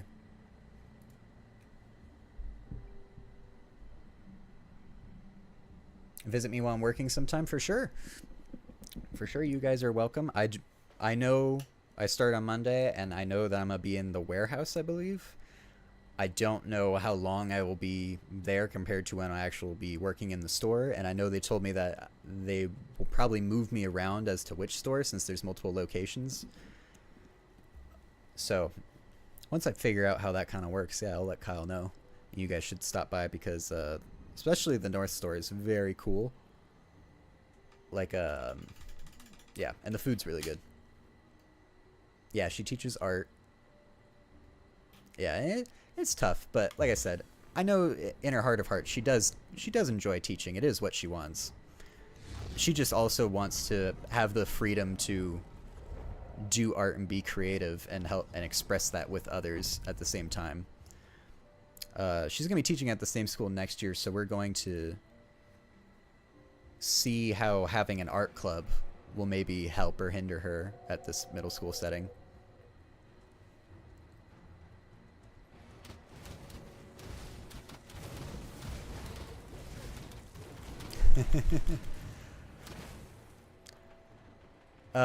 Let's see, her favorite art, she really likes painting. For a long time she really enjoyed oil painting, but I think she's moved on from oils just because I've worked with oils too. It's a setup and it's a lot, and you need to make sure you have the proper ventilation, or else you're just giving yourself a headache and getting high off the fumes, and it's not fun. And it takes, you know, forever to dry. So oils is so much of a setup, but in the years that I've known her, she's definitely moved more towards gouache. She really likes gouache, and she introduced me to gouache, and so gouache is really nice. Most recently, she's just gotten back into doing just kind of sketching and making art just with whatever's on hand. But I'd still painting's probably her favorite. She's actually gonna... The unit they're doing in her classes right now is, what's the word? Clay, pottery. Sort of. Yeah. Sculpting. Yeah. They're doing, I believe, pinch pots. Or the older kids are doing the pinch pots, the younger kids are doing, like making pins and possibly earrings. With like air dry clay. And she's gonna spend the summer to learn more about doing ceramics work sort of stuff, because her classroom does have a kiln. She's just not comfortable enough to really use it at this point. I don't think you'll be creeping on me at work. I think, if anything, you'll be very quickly distracted and entertained by the full library of games that you can play and the delicious food and drink that is available in the restaurant.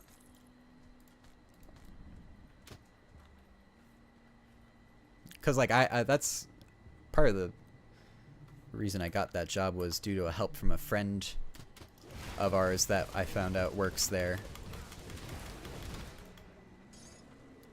who let me know that the jobs were open. Ooh. Ow. So even when she's working, it's, you know, like, we get fully distracted by the tons of things to do and things to play and see while we're there.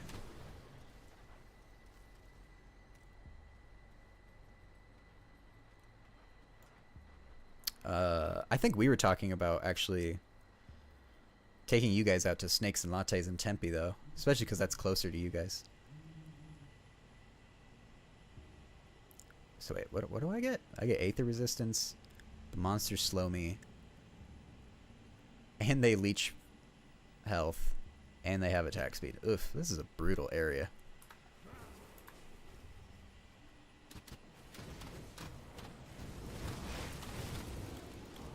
Absolutely brutal area.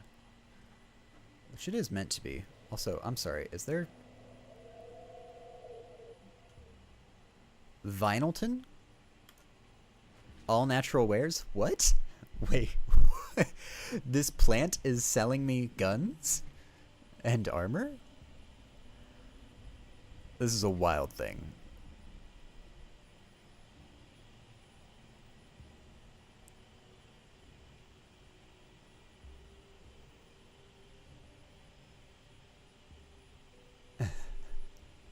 Plant guns, yeah. A legendary caster helm.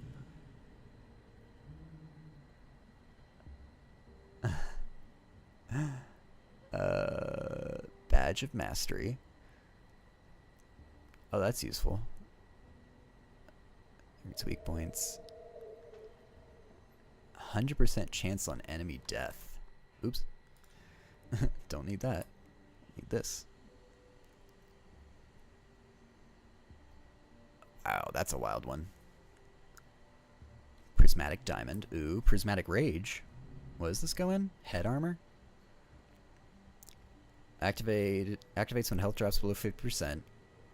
8-second duration, 30-second cooldown.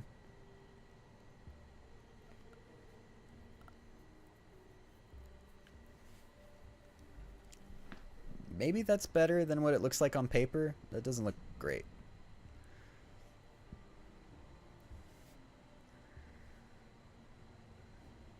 Oh, that would be really good, actually. Definitely gonna buy that. Legendary Helm. Meh. And Caster Helm, also kind of meh. At least for my build, my stuff. And then what is this stuff? Oh, these are rings. Ravenous Earth, Ravenous Earth, Ravenous Earth. Really what I'm looking at, I'm just looking at the skill stuff. Because the skill, adding pluses to your skills in this game is very powerful.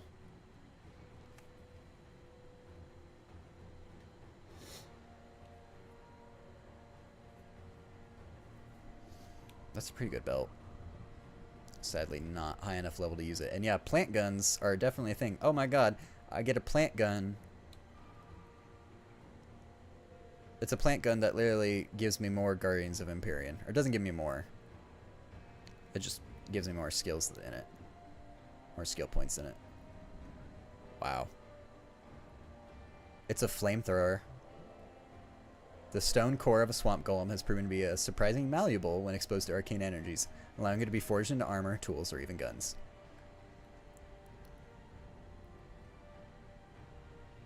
So it's a...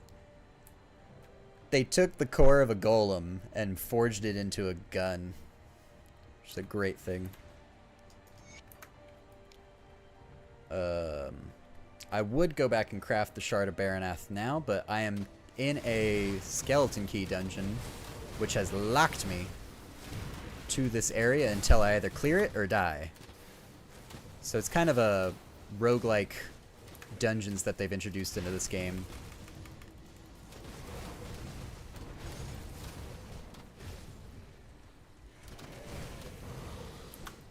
Oof. Can't do that yet.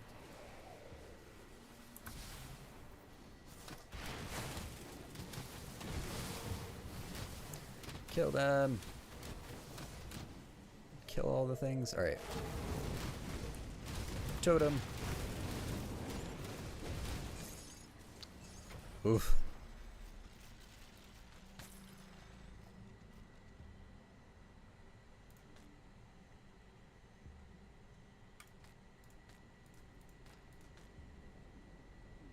Glyph of Wayward Souls. Applies to metal. Soul Strike. Charge a target foe to unmake them with the will of the ravenous dead. What? That sounds wild. Okay. We'll look into making that. Seems really useful for us. Ow. Ow. So many poison things. Where's the acid? It's poisoned. Alright. Okay, I thought I had really good poison resist. Maybe I used to. I only have 41% poison resist, actually. Oh, yikes. Ooh. +2 to Reaping Strike. Pretty good.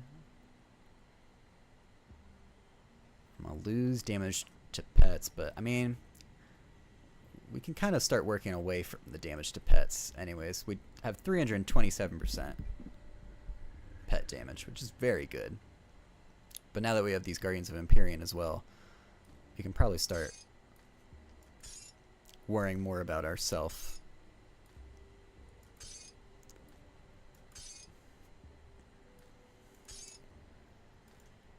We're just gonna do a little inventory Tetris. I really only organize one of these tabs, and then the rest I just auto sort.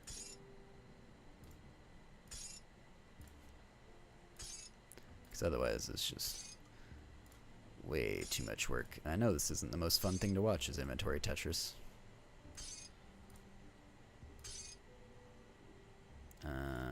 Let's put these here. So I'm actually going to put this over here because I still have to take the augment out of that one.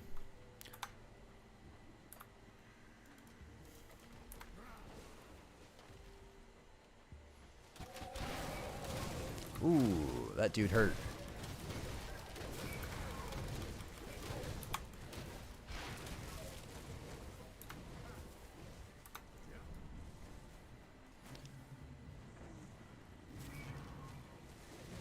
That skill's not ready. Ooh. Everything is pain. Ow. Okay. We need to start dodging better. That skill's not ready. Oh, we died. No. Dang it. Is there a blacksmith in this town? I don't think there is, right? No, there's not. Alright, well, let's go to a town with one.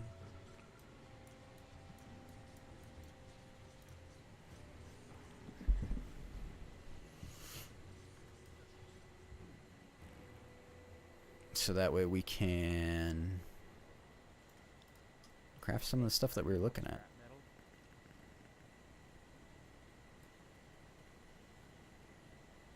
Shard of Baranath, that's what we want. Oh, it requires level 55. Dang it.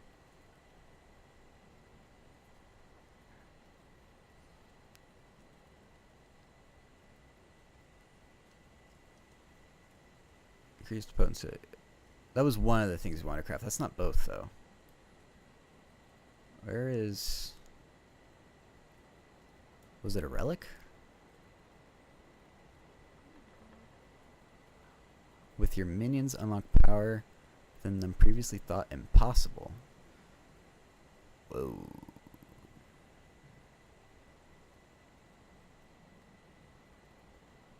Seems pretty good. Alright, what do I need? I need hysteria. Freaking Derek was laughing at me for this too, is that I'm like, I need hysteria. Where can I find hysteria? This is just a relic that you need for this. Ghastly Chill of Death. I need Glacier, which I don't have. Desolation needs Squall. I do have Squall. I just don't have. I could craft it, but I don't have the Tainted Brain Matter for it. That's the problem.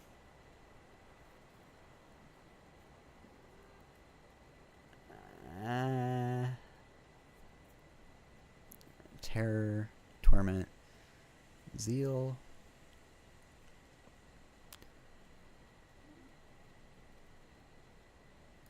A mythic. Oh, so we needed. Oh, wow. Alright, that's deeper than I already thought.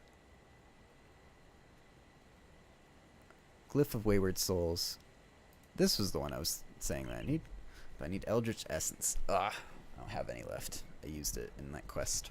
No, wait, no, I didn't. It's just hard to get. Right, where can I get Eldritch Essence with Wiki?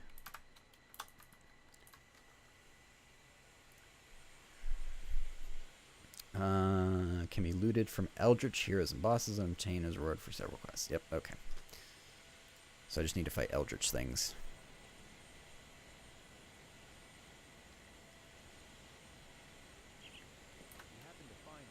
Dang it. None of the things that I want.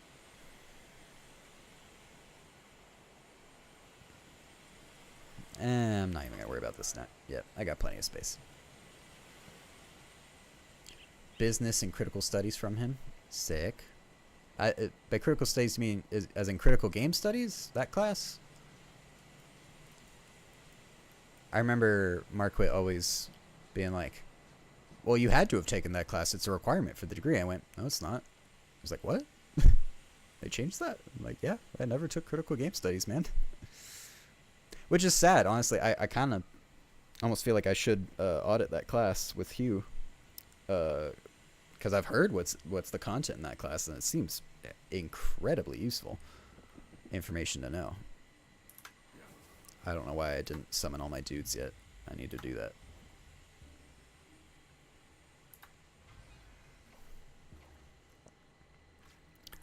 Okay.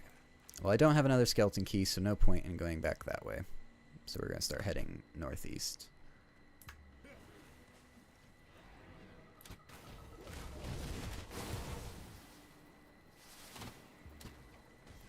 Yeah, it would have to be remote.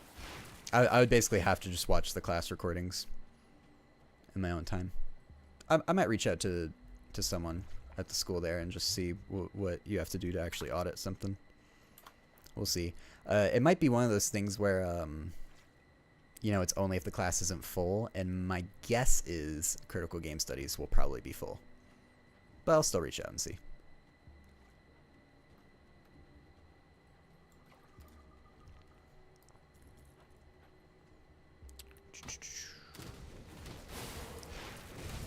I need more skeletons.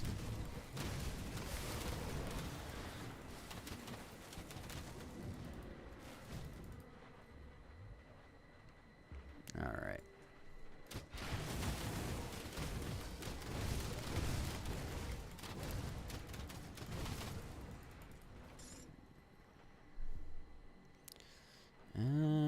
Oops, wrong button. Yeah, let's, I guess, look down here for a sec. Oh, I see a totem. Good experience points in totems.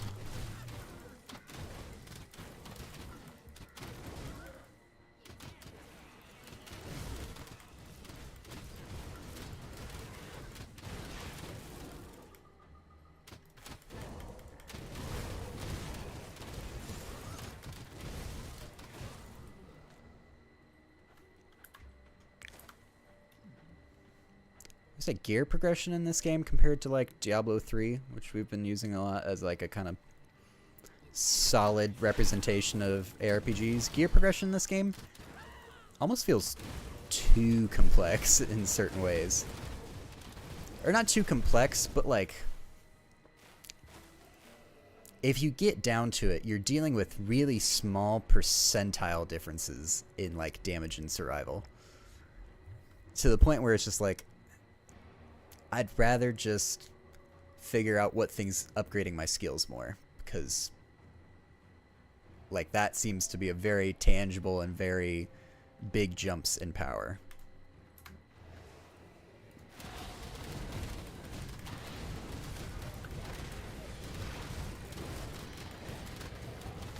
Oop, almost died again. Death in this game is a little brutal too, because it's very old school in that you lose experience points rather than you lose like gold or you drop all your items. You straight up lose experience points unless you go and find your dead body, and then you get it all back, a la like Shovel Knight and its gold.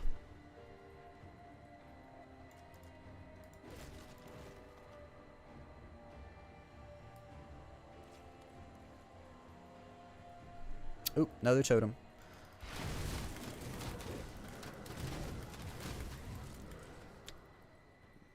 We're going totem hunting. Totem hunting.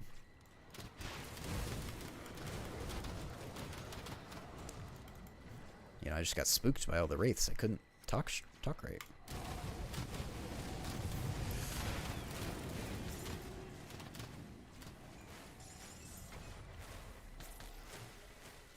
God, I keep getting this Blade Fury. I don't care about Blade Fury. Okay. Why am I getting reputation bonuses with, like, everyone all of a sudden?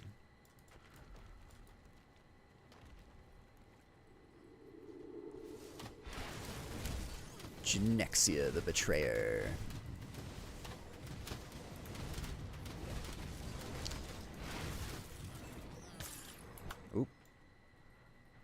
Power Desert Sting.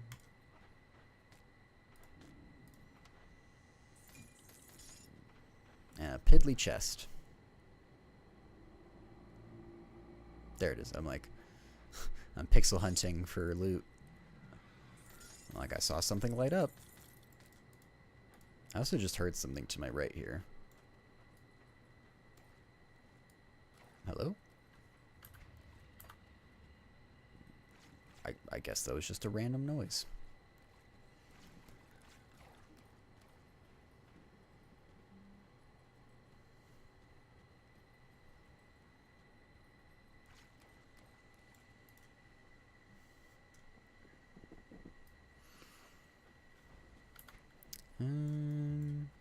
Alright, we gotta keep heading north by the looks of it.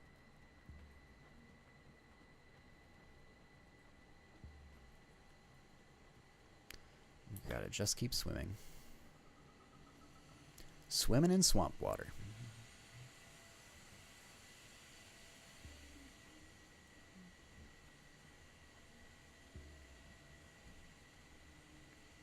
These are so cool. These like almost prismatic statues stuck in the swamp. I kind of want to steal this. Me and some friends have been doing like some world building together for a potential campaign that we want to do in Draw Steel. And in my continent there is a jungle that's kind of swampy. So I'm like, maybe.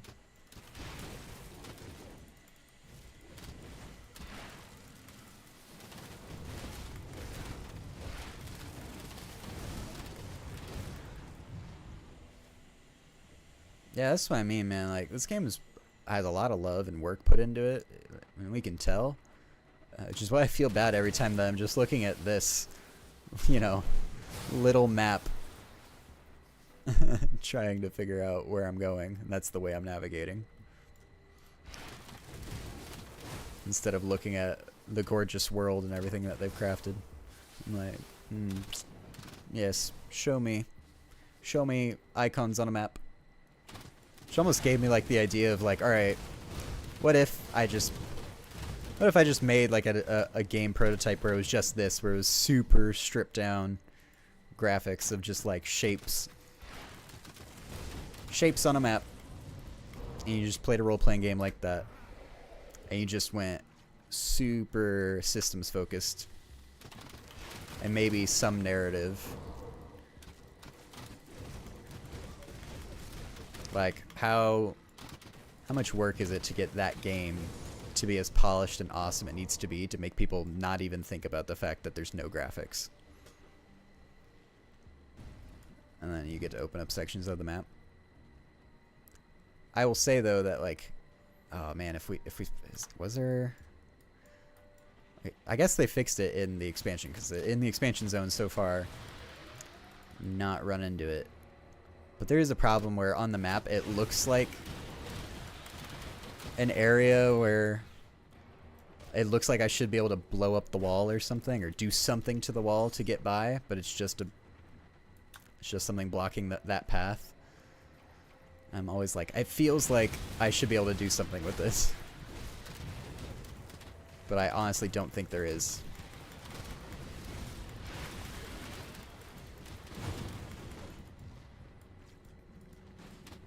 Are these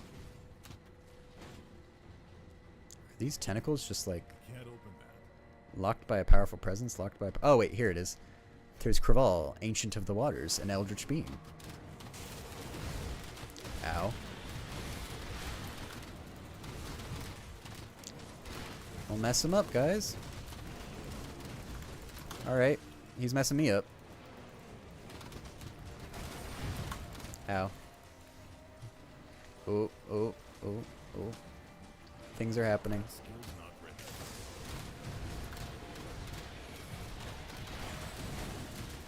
ready. Survive. Ooh. Oof. Ow. Ow. Ow. Oh.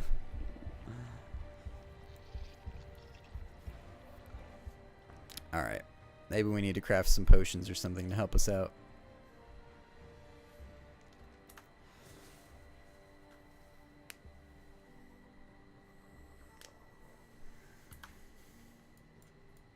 That seems like a necessary fight. I think I need to take care of that.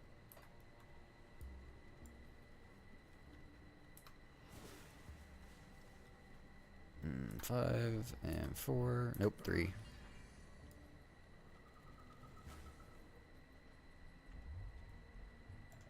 So wait, if I switch to my other set, I'll get 9 skeletons, 1 Blight Fiend, and 1 Revenant. So that's 11. And then 2. So I'll have 13 either way. Okay, let's try that. Since I have better pet bonuses, let's switch over to this one.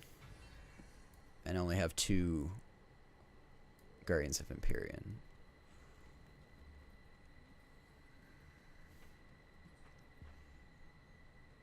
Maybe the Guardians are better though, because they don't have life? So they're just immortal? Yeah, there's lots of Cthulhu stuff in this game. They have a whole faction devoted to a chthonic cult. Who are a major player in the story, surprisingly major in the story, because, you know, the story opens up with the ethereals are these ancient undead that were betrayed by the gods and have come back to our world to take what's rightfully theirs, and they possess humans and corrupt them and create nightmarish undead out of our corpses and stuff. And then all of a sudden it's like, also Cthulhu's a problem, guys. We should really deal with Cthulhu though.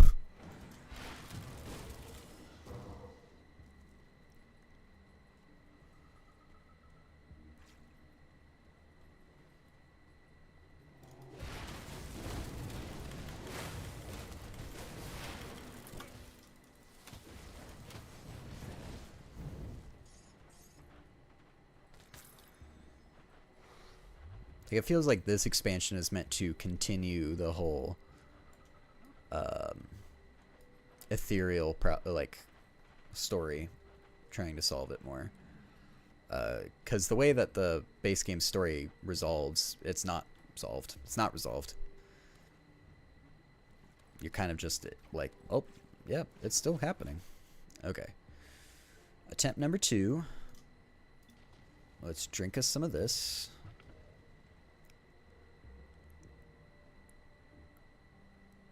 I guess we'll do that as well. It only has a 10-second duration though, so we're going to be sparing with it.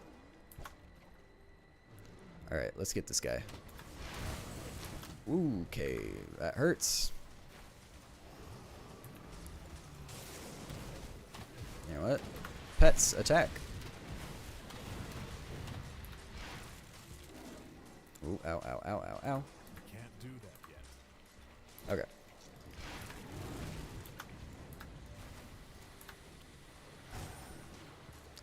Ow. I cannot tell what is hitting me. Oh. Oh, he's got orbs coming out of his mouth. Okay. Trying my best to dodge everything that's coming my way.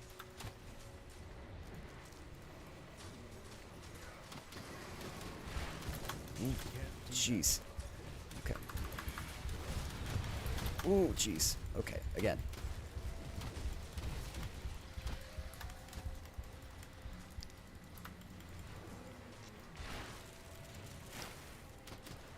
Sadly, I feel quite at a disadvantage fighting this dude as a melee character.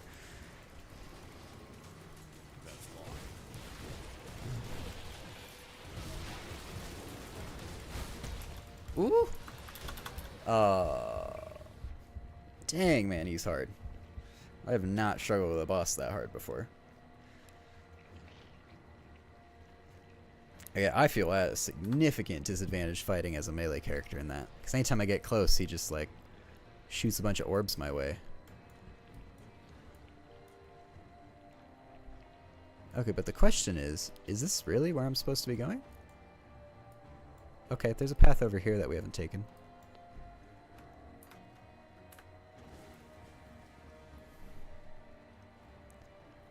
Yeah, that's a pretty brutal one. He's not even that much higher level than me. It's just the mechanics of that fight are real tough because he's got all those tentacles around,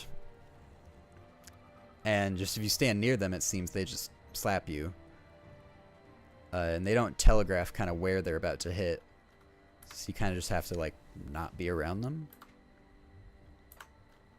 to not get slapped. And then he summons ads every once in a while, which aren't really a problem. The like spew of cold orbs that are coming out of his mouth are very brutal when you're melee because you're just right in front of it and they just all go into you. And then he rains a bunch all over. The game would probably benefit a little from some red circles on the ground. So that way I could better tell like where things were going to land in 3D space. And have a better chance of actually dodging it. I could just run at him over and over probably, and he'd eventually die since his health doesn't reset. We could look. Okay, one more try. I know this is the definition of insanity, but maybe let's okay.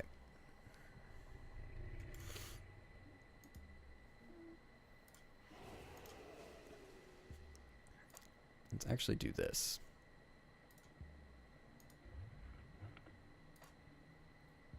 Change that to ray skeletons.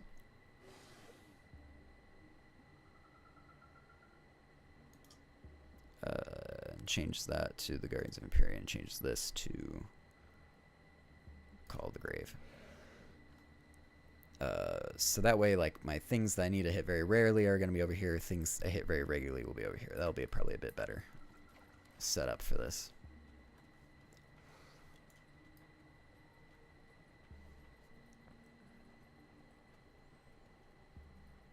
And it looks like we got a good roll on skeletons as well. Because you can see we have different skeleton types. And these Arcanist ones are the rarest to get when you're summoning skeletons, but they're the strongest, or second strongest, sort of. But they're the most highest damage. And the archers actually do a lot of damage as well. Okay.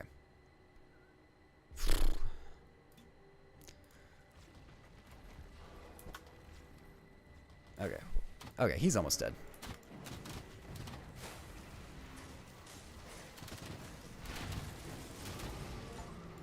Yeah, there we go.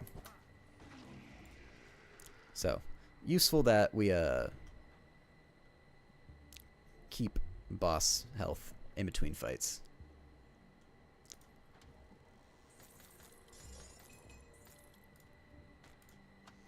Okay. I was honestly really hoping for some like Eldritch Essence or something from this.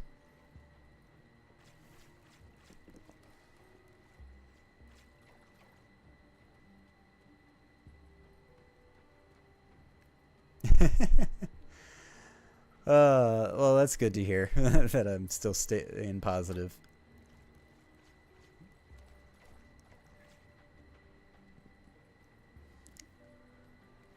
Yeah, I am not exempt from raging at a game. Like I've said, I've found frustration in this game before, especially with some level design choices that they make that are just like, I'm like, that's bad. Or like I was talking about earlier was a game that I played recently, Sifu. That game made me pretty angry. Because it also like has bad telegraphing, but I can only be so angry with it because I'm like, well, that's kind of how it's made to be. It's made to be difficult in this sort of way of not having really obvious solutions all the time. It's kind of a skill check. You know, like I hear this discussion a lot right now, like with Marvel Rivals, the game me and my brother are playing a lot. Like, I get that some of the difficulty we have in that game, I'm like, it's kind of a skill check. Like, if I just was better mechanically at the video game of just hitting shots consistently, I would not nearly be as frustrated in some of those situations.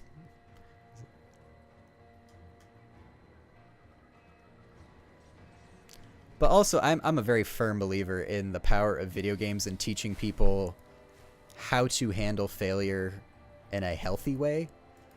Like,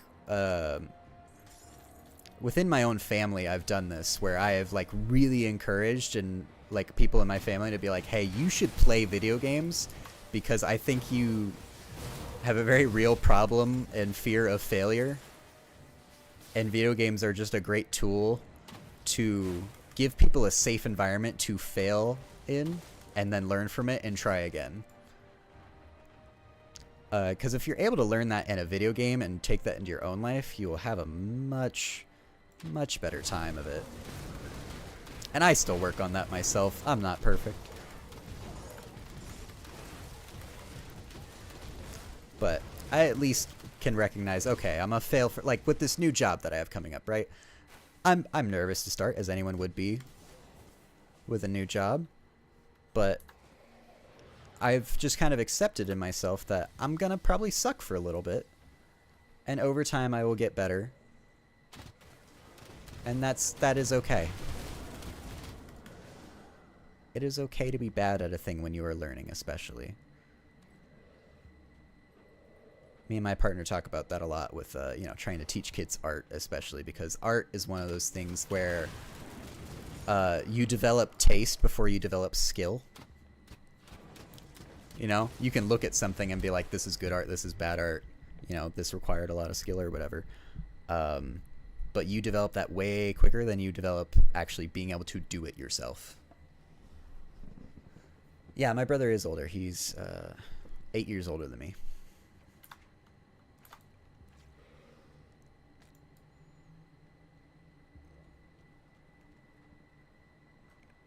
So yeah, especially with like middle schoolers, you know, it's real hard to be like, you know, no, you are improving. Like, but you need to try at the, we were talking about this morning over breakfast, you know, like you need to try to draw the thing that you want to draw first before, you know, someone comes over and helps you to draw the thing that you want to actually represent. Because even just your one crappy attempt at it, even if it came out like nothing like what you wanted, if you try at least the one time and then I show you, okay, here's how I would go about drawing it though, you then kind of learn like where you went wrong and how to adjust your own thinking and your own mindset about it. Like I used to do that when I was teaching people painting, when I was teaching miniature painting. You know, like they'd be like, how do you come up with these color schemes? How do you do this thing? And it was like, well, one, tons of reference, tons of research, but developing the eye for that and the ear for it, and then trying things out and seeing what works and what didn't. It took a lot of practice, a lot of time and effort. Where am I going? Oh man, I didn't see that that's up there. I totally walked all the way back here. Well, at least I found a thing out of it. Just meandering about, yapping.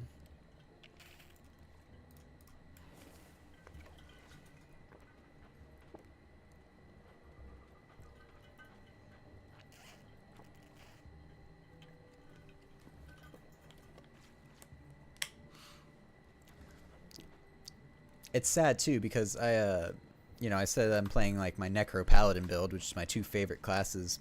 But I'm going all this full pet route, which I do not think is the optimal way to play these two classes together. Especially because I think there's two other pet classes in this game, being the Shaman and the Occultist.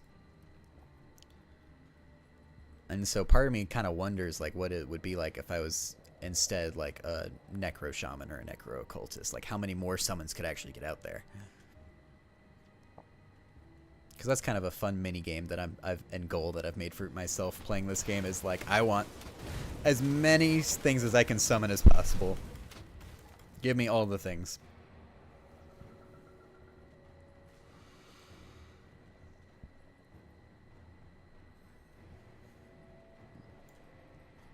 A dwelling entrance.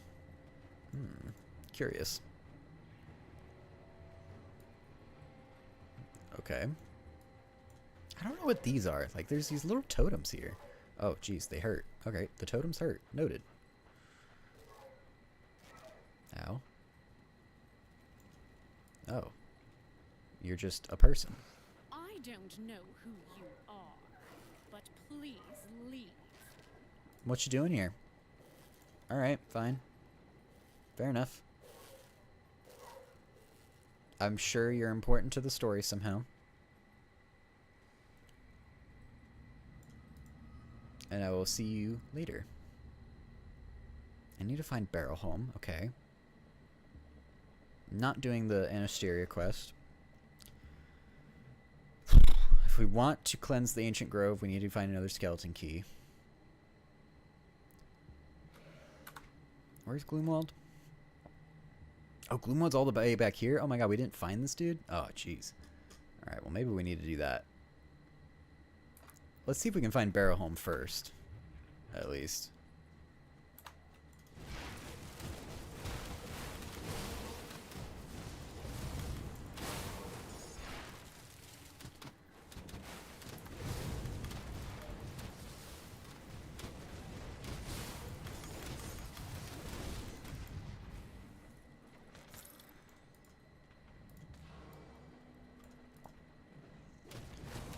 Oop, okay.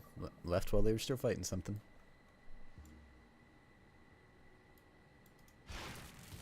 Oh, they're okay. That's just a thing that's just gonna hit me. Okay. Good to know.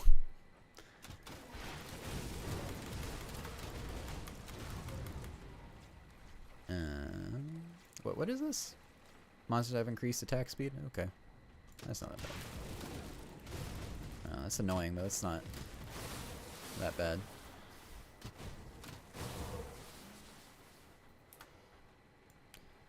Oh man, really am not used to having skeletons on 7 instead of 1. I might switch that back.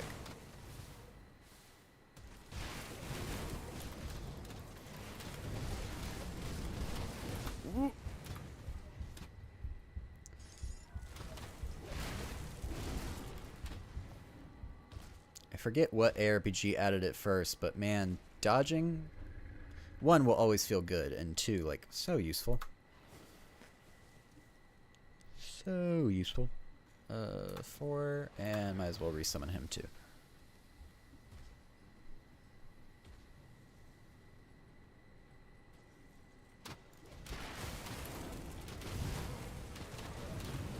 Double buff the pets.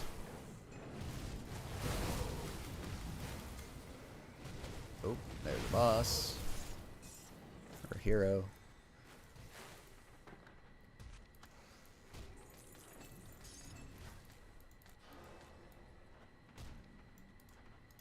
Rather annoying that there's just random tentacles around that slap you.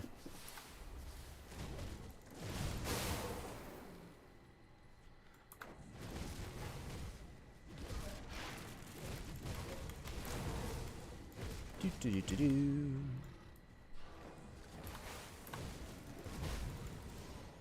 Do do do do do do do.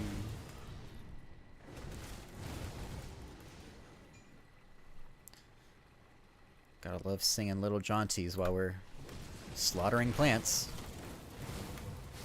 You know, I'm just gonna take this as catharsis for the revenge of not being able to grow plants in real life, having a black thumb. Oh my lord.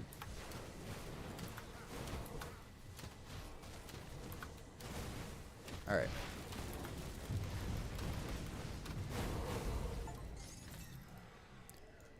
Alright, we slayed Silvaria.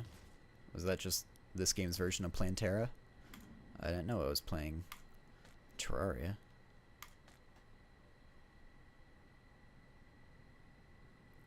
Okay. Interesting.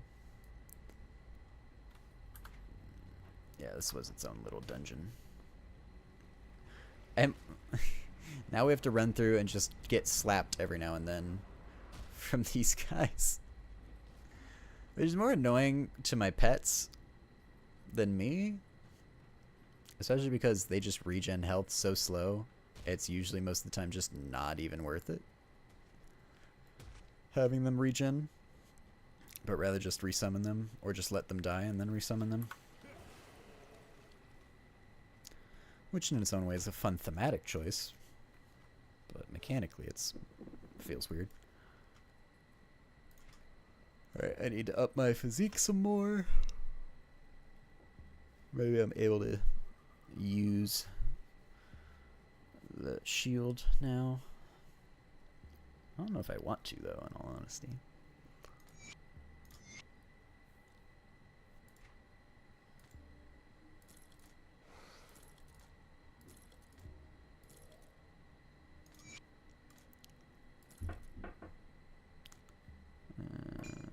Put this in here, put this in here.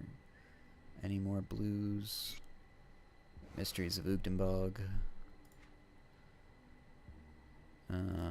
Put that and that. Move these precious lovelies. Any more components? Yep, there's one. Okay. Should probably throw these here.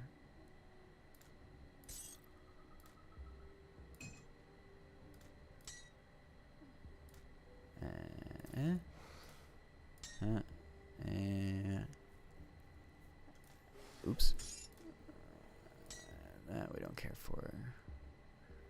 Yeah, okay. That's fine.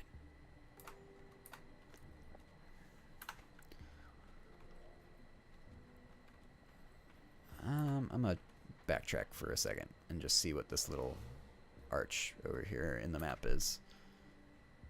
Make sure there's not another branching path off of it.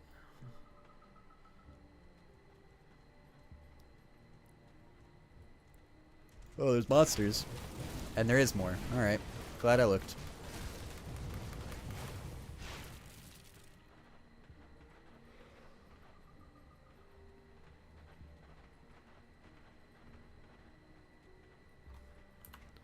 Glad I took the time for that.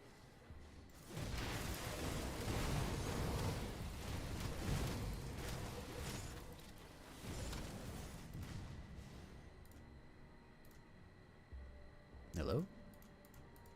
Why can't I pick? Do I only need one of them? I can only carry one of them or something, so it won't let me pick up more. I know I don't even have the quest for it. That is an interesting part of this game, is that you can technically do the quest before you're given the quest. As in, like, maybe they want you to kill a boss or something. And if you've already killed that boss, there literally is a new dialogue option that goes, oh, I already did that. And they go, oh, even better.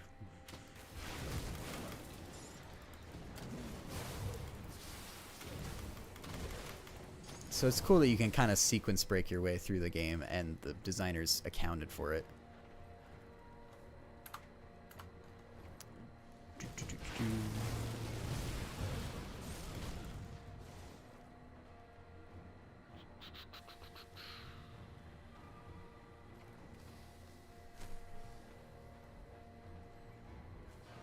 Oh, we found the witches we need to rescue. Save them.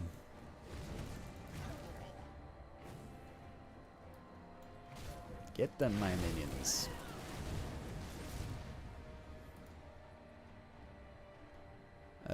Before those things come back, I've been looking for you. The coven sent me.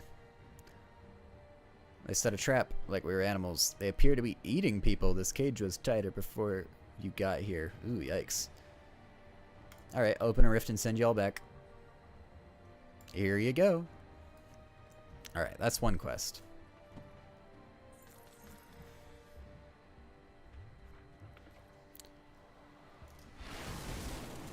Archive of Fates Untold.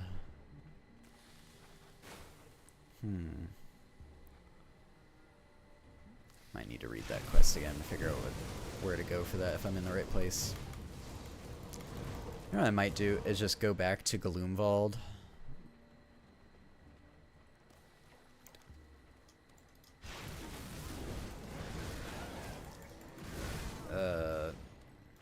Because I have that one quest I need to do there still. Finding this girl's probably dead dad.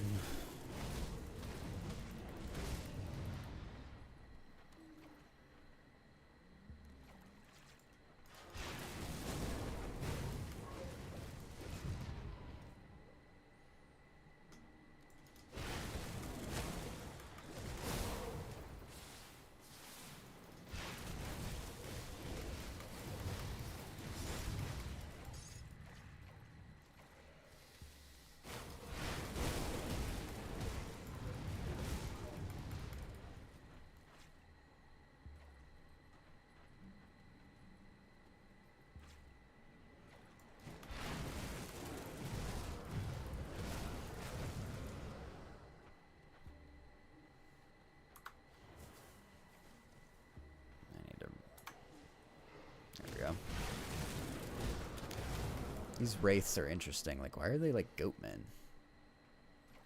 Give me more lore on wraiths. What's the deal with you?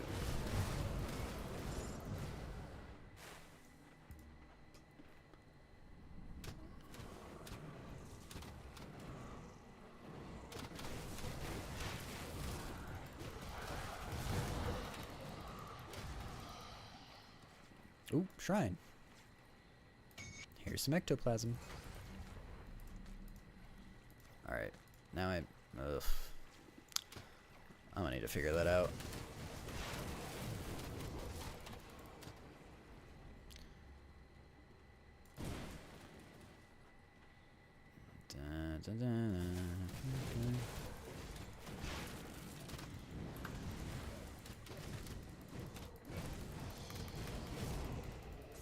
Who are you, sir? Ukdal. A living thing I sense, and yet been so long, so long. How can I know what is real and what is not if I cannot feel? Leave me lest I grow tired of this torture. Are you trapped here? Were I to be set free? What a forlorn dream. Bound to these stones for eternity, I will find no rest in the great dark beyond the veil.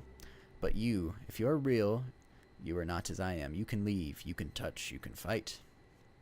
Please, mortal, with a powerful enough soul as a vector, I may be able to pierce through the veil and pass on from this torment. No need to slaughter the innocent. Bring me the twisted spirit of a most ancient and powerful Wendigo. How were you trapped here? The Arcovian necromancer? I'll help you. Will I regret that choice? Potentially. Did I just find double rare shoulders, though? Also, yes. Not going to use them, though.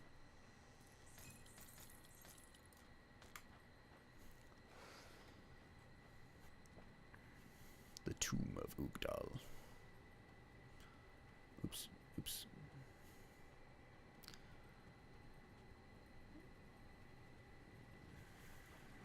So we need to collect a Wendigo spirit and bring it back to him. Is that what? So is that what they are? They're not. They're all called. They're not waits. God, they're spirits of some kind. Wraiths. Wraiths. That was what they were called. All the wraiths are just lost Wendigos or about to become Wendigos. Is that what they are?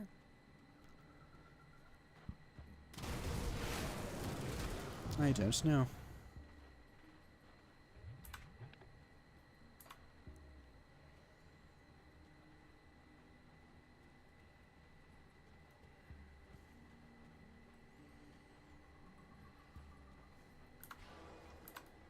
Okay, we've already looked over there. Oh.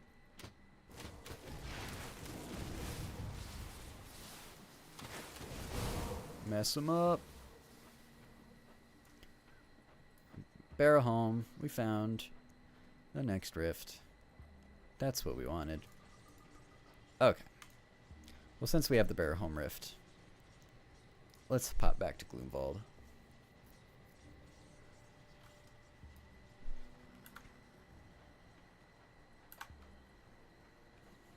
Let me see. If I keep going, I'm assuming this keeps me in Gloomwald. Right, the area doesn't change. This is where I need to be. Okay, well we need to explore more over here, it looks like.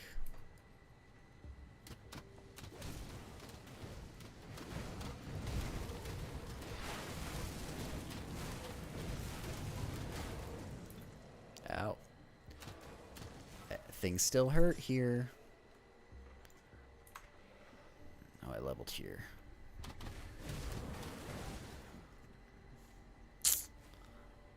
Man. What do I do?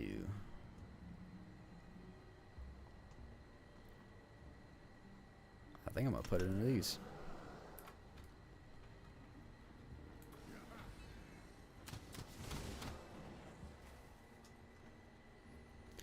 Four, five.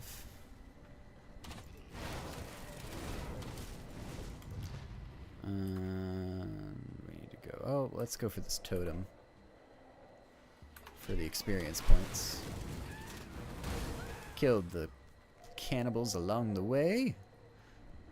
And come to the savage totem. Oh, and there's a boss. There's a hero over here. Alright.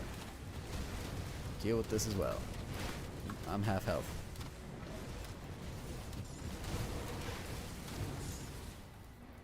Alright, do this while the buffs are still active. Of infernal gems. Cool.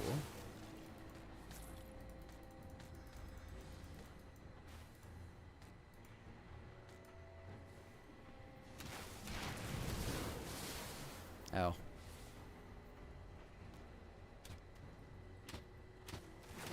Get him.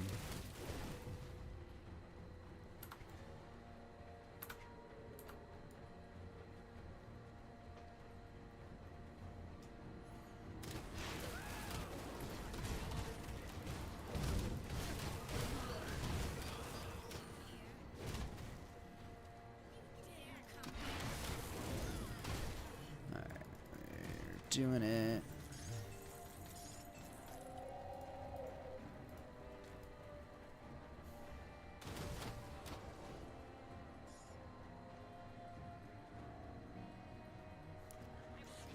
Blood-soaked scribblings.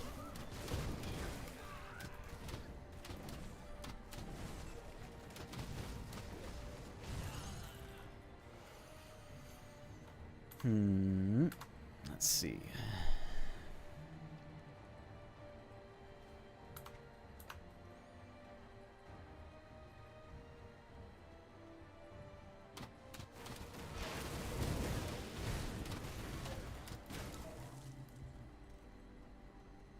Did I get this?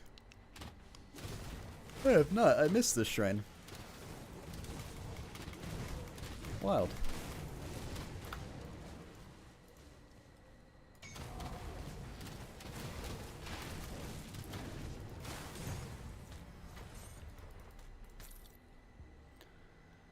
Empowered Fiendbinder's Hood. I read that as Employer's Fiendbinder's Hood.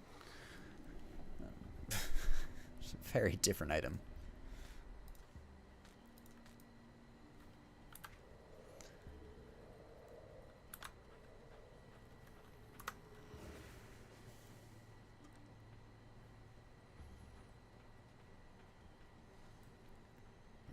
Let's see if we can explore the rest of Gloomwald and hopefully find this dad. And then we'll call the stream there. Well, maybe it's about to end sooner than I even thought. At least they'll give us time for... Please just leave me alone out here. Hey. I'm not gonna hurt you. Stay back. I'm a powerful arcanist. I'm not looking for trouble. You must be Garrett. Yes, but how did you know? Your daughter sent me to find you, bud. Amala, oh my sweet Amala. She made it to safety then. She is fine and leading the resistance from Devil's Crossing. The prison? Well, so long as it's safe, I guess I can die in peace then. No need to be dramatic, I can get you out of here. I failed her as a father. I failed to protect her when she needed me. Leave me here. I don't have time for this. Shove Garrett into a rift gate. You won't be any good to her dead. I suppose that is true. We got together this far. I cannot abandon her again. I've been given a second chance. How do you plan on getting me there, though? My leg is busted. Like this.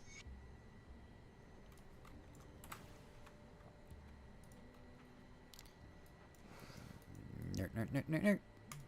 Devil's Crossing. Ooh, okay.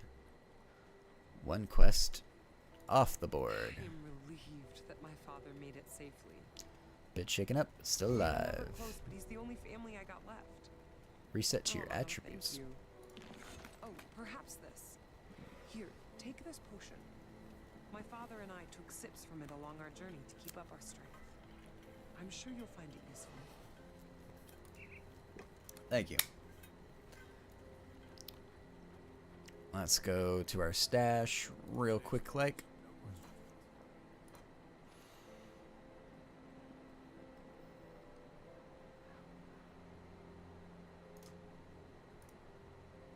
Yep, put that ectoplasm there. I never noticed that before.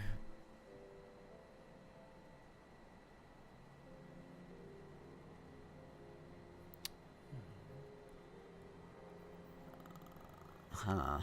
Okay.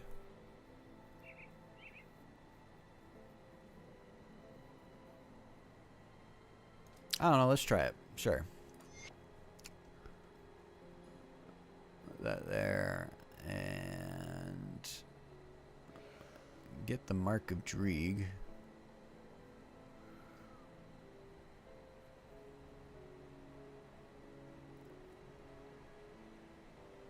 Could do the Devil's Touch ammo.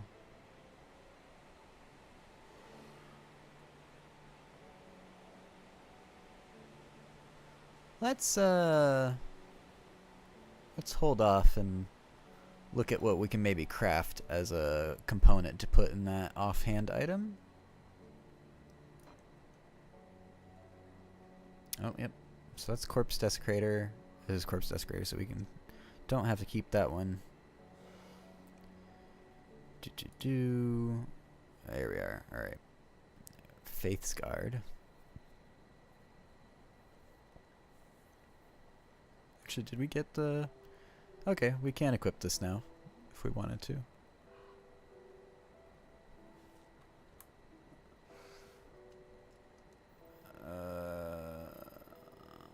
Okay. Useful.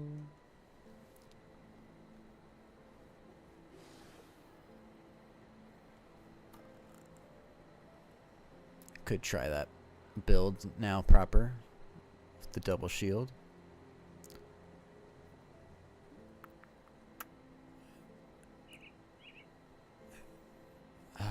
Let's see, what am I losing?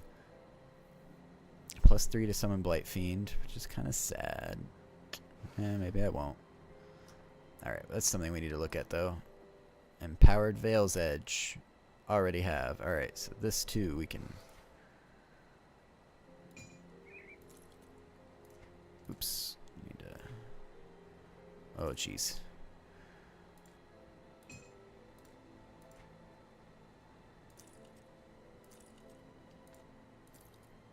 Okay. Are all my... Yeah, okay.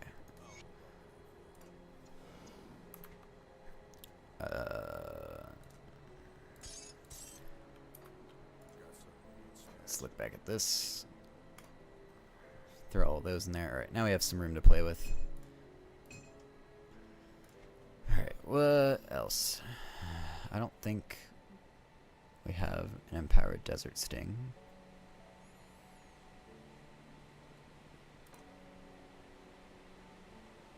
No?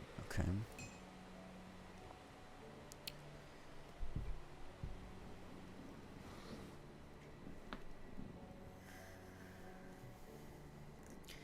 Man, you'd think that the Necromancer would... The Scythe of Tenebris would be a Necromancer item, but guess not. Already have this. Definitely already have you. Don't believe I have you. This is how I am in Diablo as well. I collect all the unique items. Empowered Crown of Infernal Gems?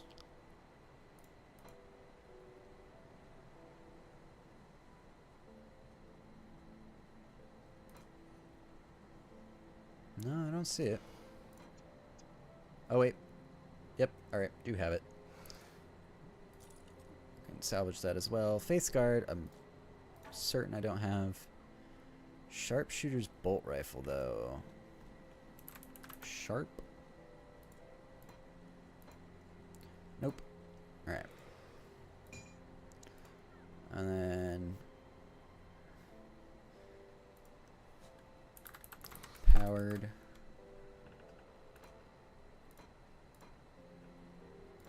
Alright, don't have this either. That's all the blues. These blues we are going to salvage. And then I guess we can quickly just scroll through all of these to see if anything gives bonuses to pets. But I am highly doubtful. There's bonus.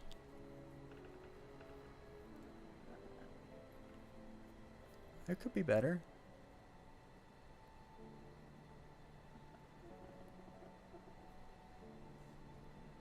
Yeah, you know what? Let's go for it. We'll put that emerald in there. No.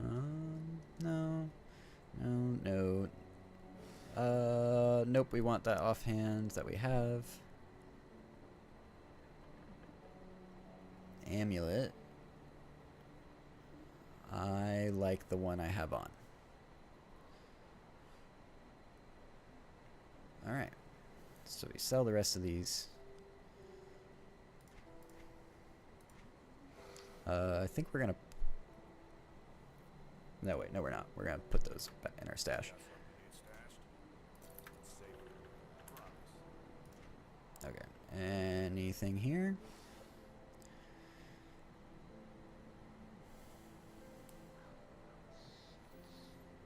That is just kind of straight better. Oh god. There. Oh, jeez.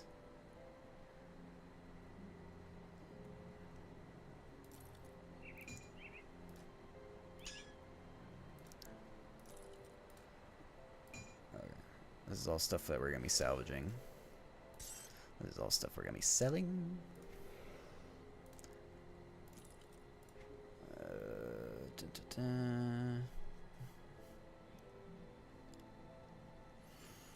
No, don't need those shoulders either because we're really focused on the bonus to all pets.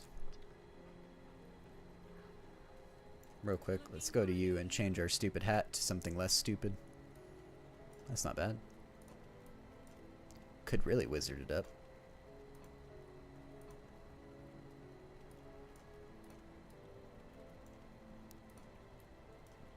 I look like the Scarecrow with that.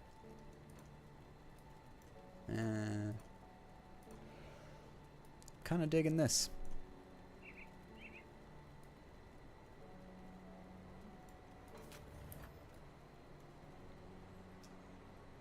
You know, fashion, the most important part of video games. Oh, jeez, I only have 2 dynamite. Maybe I don't want to salvage these then. Maybe I just want to sell them. Right, because I can't, yeah. Keep the add-on.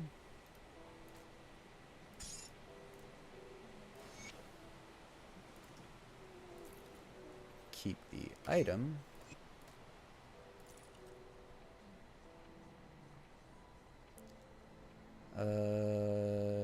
Yeah, and we're gonna have to sell the rest of everything. Come see what's left of what wears. Alright. Oh, wait, I need to do that one too, huh? Well, no, I put something else in. It's fine. Oops. Not you.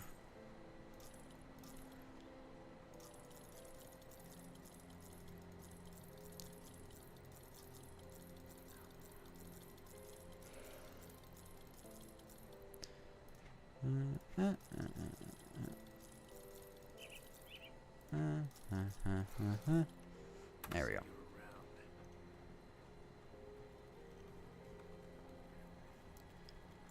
Alright, go put this in the old stash.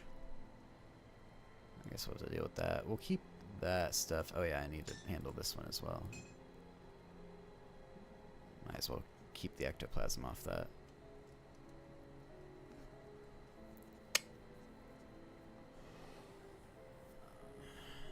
Yeah, just keep the Wrathstone, I guess.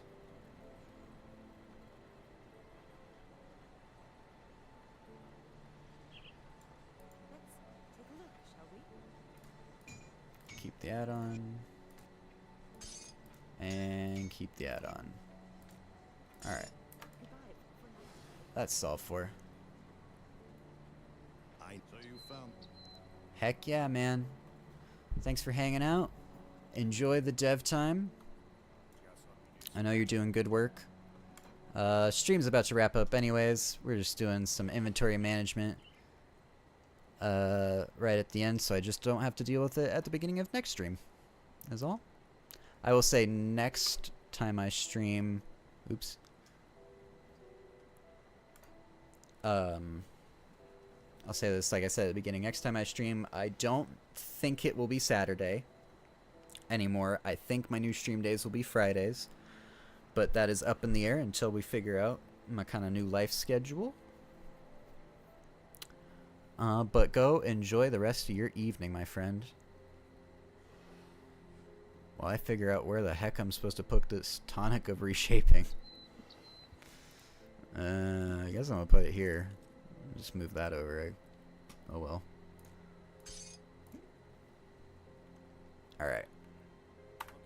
Yeah. Peace out. Yeah, go enjoy Grim Dawn. It's fun. Fun little jaunt.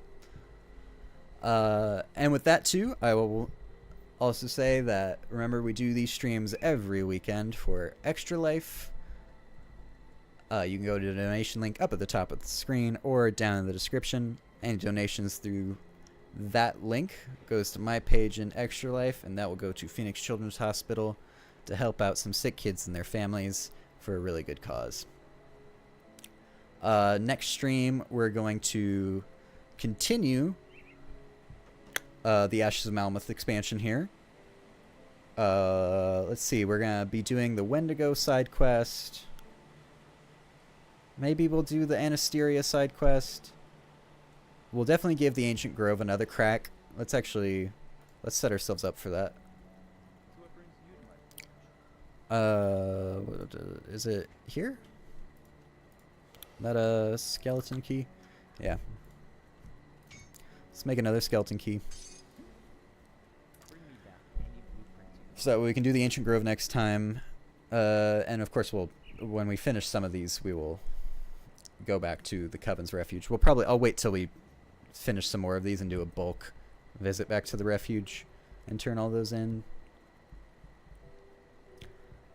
Yeah, so we'll focus more on the Ashes of Malmouth content, probably starting in side quests and then working into the story as we kind of encounter it, because we really want to get our reputation up with the Coven. We can see we're friendly. We need to get to respected.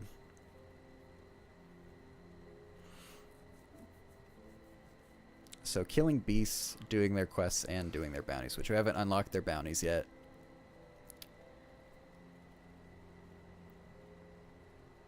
Okay, yeah.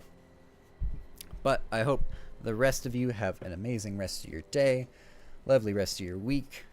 Make sure you go and do something that you find fun, that you enjoy. You know, take the time for yourself to have some fun, is all I'm saying. Have a great time.